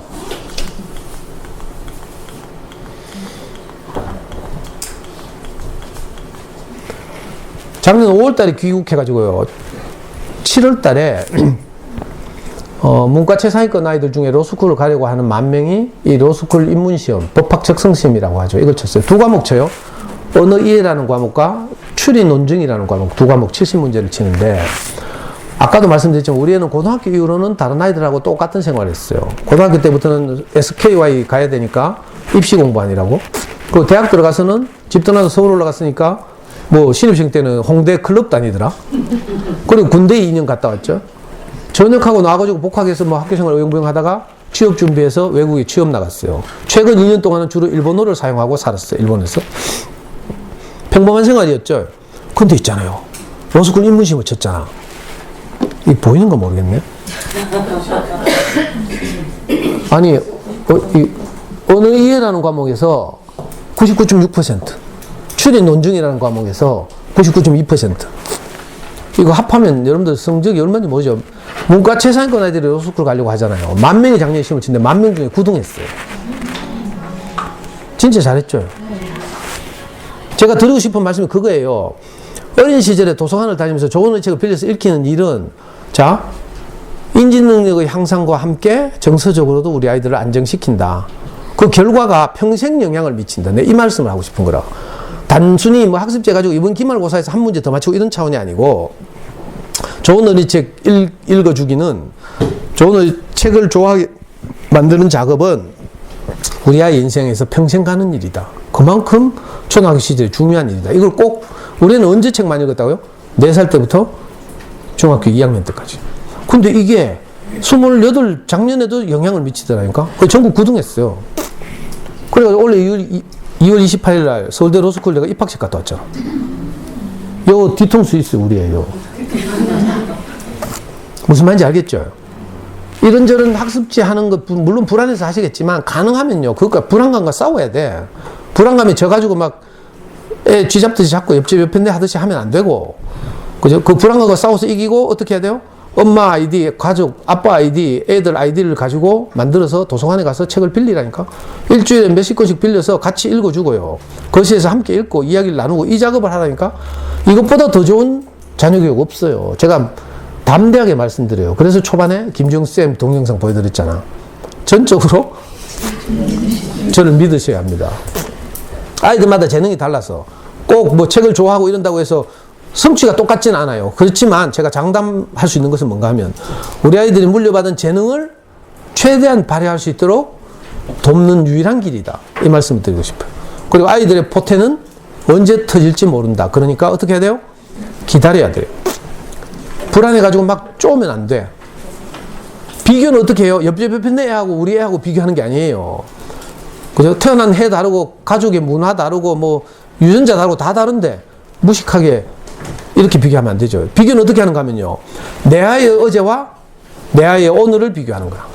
그러면 우리 아이는 항상 잘하고 있어. 우리 애가 최근에 이 로스쿨 생활하는 사진을 하나 보내왔는데요. 얘는 엄마가 가끔 빨래하러 올라가도 밤 11시까지 도서관에서 공부한다니까. 자발적으로 공부하는 건 지금 처음이에요. 29대 가지고. 우리 아이들이 동기가 언제 생길지 몰라. 그게 중학교 3학년이 될지 고등학교 2학년이 될지 모른다니까. 우리의 경우는 늦어가지고 이때예요. 근데 애가 에휴 힘들어 하면서 카톡 하나 왔어. 에휴 힘들어 하면서. 이게 뭔지 알아요? 자기는 밤 11시까지 이렇게 공부하고 있다. 이걸 엄마 아빠한테 자랑하고 싶은 거야. 에휴 힘들어 하면 우리가 반응을 해야 되거든. 왜? 하면서. 이 하면 이제 지가 막 이만한 두꺼운 그 법책 있잖아요. 법서들 막 펴놓고 막 있는 거. 오늘 지금 우리가 내려온대. 우리 와이프가 지금 동대구에 저녁에 데리러 간대. 저는 지금부터 가슴이 뛰어요. 너무 사랑스럽잖아요. 서울대 로스쿨을 가서 사랑스러운 게 아니에요. 저는 항상 그랬어요. 우리는 집에만 오면요, 빤스바람으로 우통 벗고요, 저보다 덩치도 크고 이렇잖아요? 막 돌아다녀. 그럼 저는 마주칠 때마다 안아요. 우리 아들 장하다 하면서 기특하다 하면서. 항상 그랬어요. 그래서 우리 애는 29이지만 저한테는 애기예요, 애기. 그리고 고맙게도 우리 아이는 위로를 받고 싶잖아요? 제 강의를 들어요. 제 강의를 전부 다음 카페 대구 부모교 연구소하고 유튜브 대구 부모교 연구소에 다 올려놓거든요. 수백 개를 올려놨어요. 우리 애는 지금도 제 강의를 듣고 있어요. 엄마 아빠하고 떨어져 있지만 정신적으로 위로가 필요할 때. 그리고 항상 피드백하고 아빠가 사실을 왜곡하대 하면서. 비슷하게 말하면 제가 조금 다르게 말하면 우리 애가 꼭 지적하고 막. 너무 감사하죠. 아빠 마음을 늘 접하면서 사는 거죠. 그죠? 아이들은 이렇게 우리를 통해서 나오는 어떤 마음을 먹고 살아요. 우리가 아이들을 얼마나 소중하게 생각하는지 이 마음을 많이 만나면 만날수록 아이들은 자존감이 높아지죠. 이상한 일이에요. 그래서 여러분들은 꼭 학교 갔다 돌아온 아이들 꼭 안고 기특하다 대견하다 이렇게 말해야 돼요. 학교 갔다 오는 게 장난 아니거든. 누구나 다 가니까 뭐 당연한 줄 알죠. 천만의 말씀. 저는 어릴 때 초등학교 아버지 없이 살아서 친척집에서 얹혀서 초등학교 다녀봐서 알아요. 학교 가는 것 자체가 전쟁이라 힘센 놈들이 괴롭히죠. 막. 미술 시간에 준비물 안 해가지고 늘 눈치 보죠. 막 저는 공포였어, 공포. 물론 요즘 그렇진 않겠지만 학교가 워낙 좋아지고 또 이 학교는 특히 좋은 교장선생님 계셔서 그렇진 않겠지만 그래도 공부 잘하는 애한테 좀 눌리기도 하고요. 게임 잘하는 애 있고 싸움 잘하는 애 있고 그걸 다 이기고 아이가 학교 생활하고 집에 돌아오는 거라. 얼마나 대견해요. 오늘 아이들이 돌아오면 꼭 안고 그렇게 말해 한마디 하세요. 장하다, 기특하다. 이렇게 해보면요. 누가 제일 행복한 줄 알아요? 내가 제일 행복해요. 말하는 사람 자신. 저는 우리 아이한테 아빠는 어떤 경우에도 너를 사랑한다. 이 말 할 때마다 내가 기특하고 제 자신이 대견해요. 저는 그럴 수 없는 사람이었거든요. 자녀교육은요. 동네 언니들 말처럼 도 닦는 일이 아니고요. 사실은 우리를 정말 행복하게 하는 일이죠. 저는 아이를 키우면서 너무 행복했어요. 지금도 그렇고요. 여러분들도 아이를 키우는 일이 정말 행복한 일이구나 이걸 알았으면 좋겠어요. 유명한 심리학자들이 그렇게 말하죠. 행복은 내가 당연하다고 생각하는 것이 당연한 게 아니고 특별한 일이라고 인식될 때. 그죠? 당연하게 일어난 일들이 사실은 보통 일이 아니에요. 애들이 아파가지고 병원 중환자실에 가봐. 학교 가는 것 자체가 너무나 감사한 일이 되는 거예요. 그렇죠.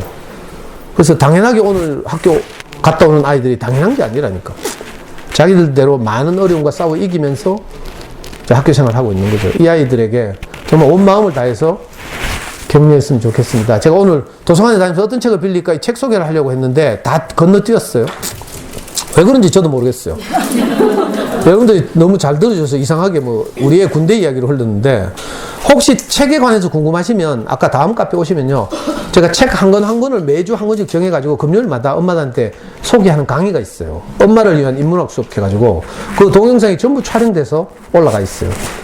그리고 도서 목록도 있다 했죠. 우리나라에서 가장 권위 있는 기관 어린이 도서연구회에서 그죠? 오랫동안 작업한 도서 목록도 어린이 도서연구회에서 엑셀 파일로 받아도 되고 어려우시면 우리 카페 오시면 목록이 있어요.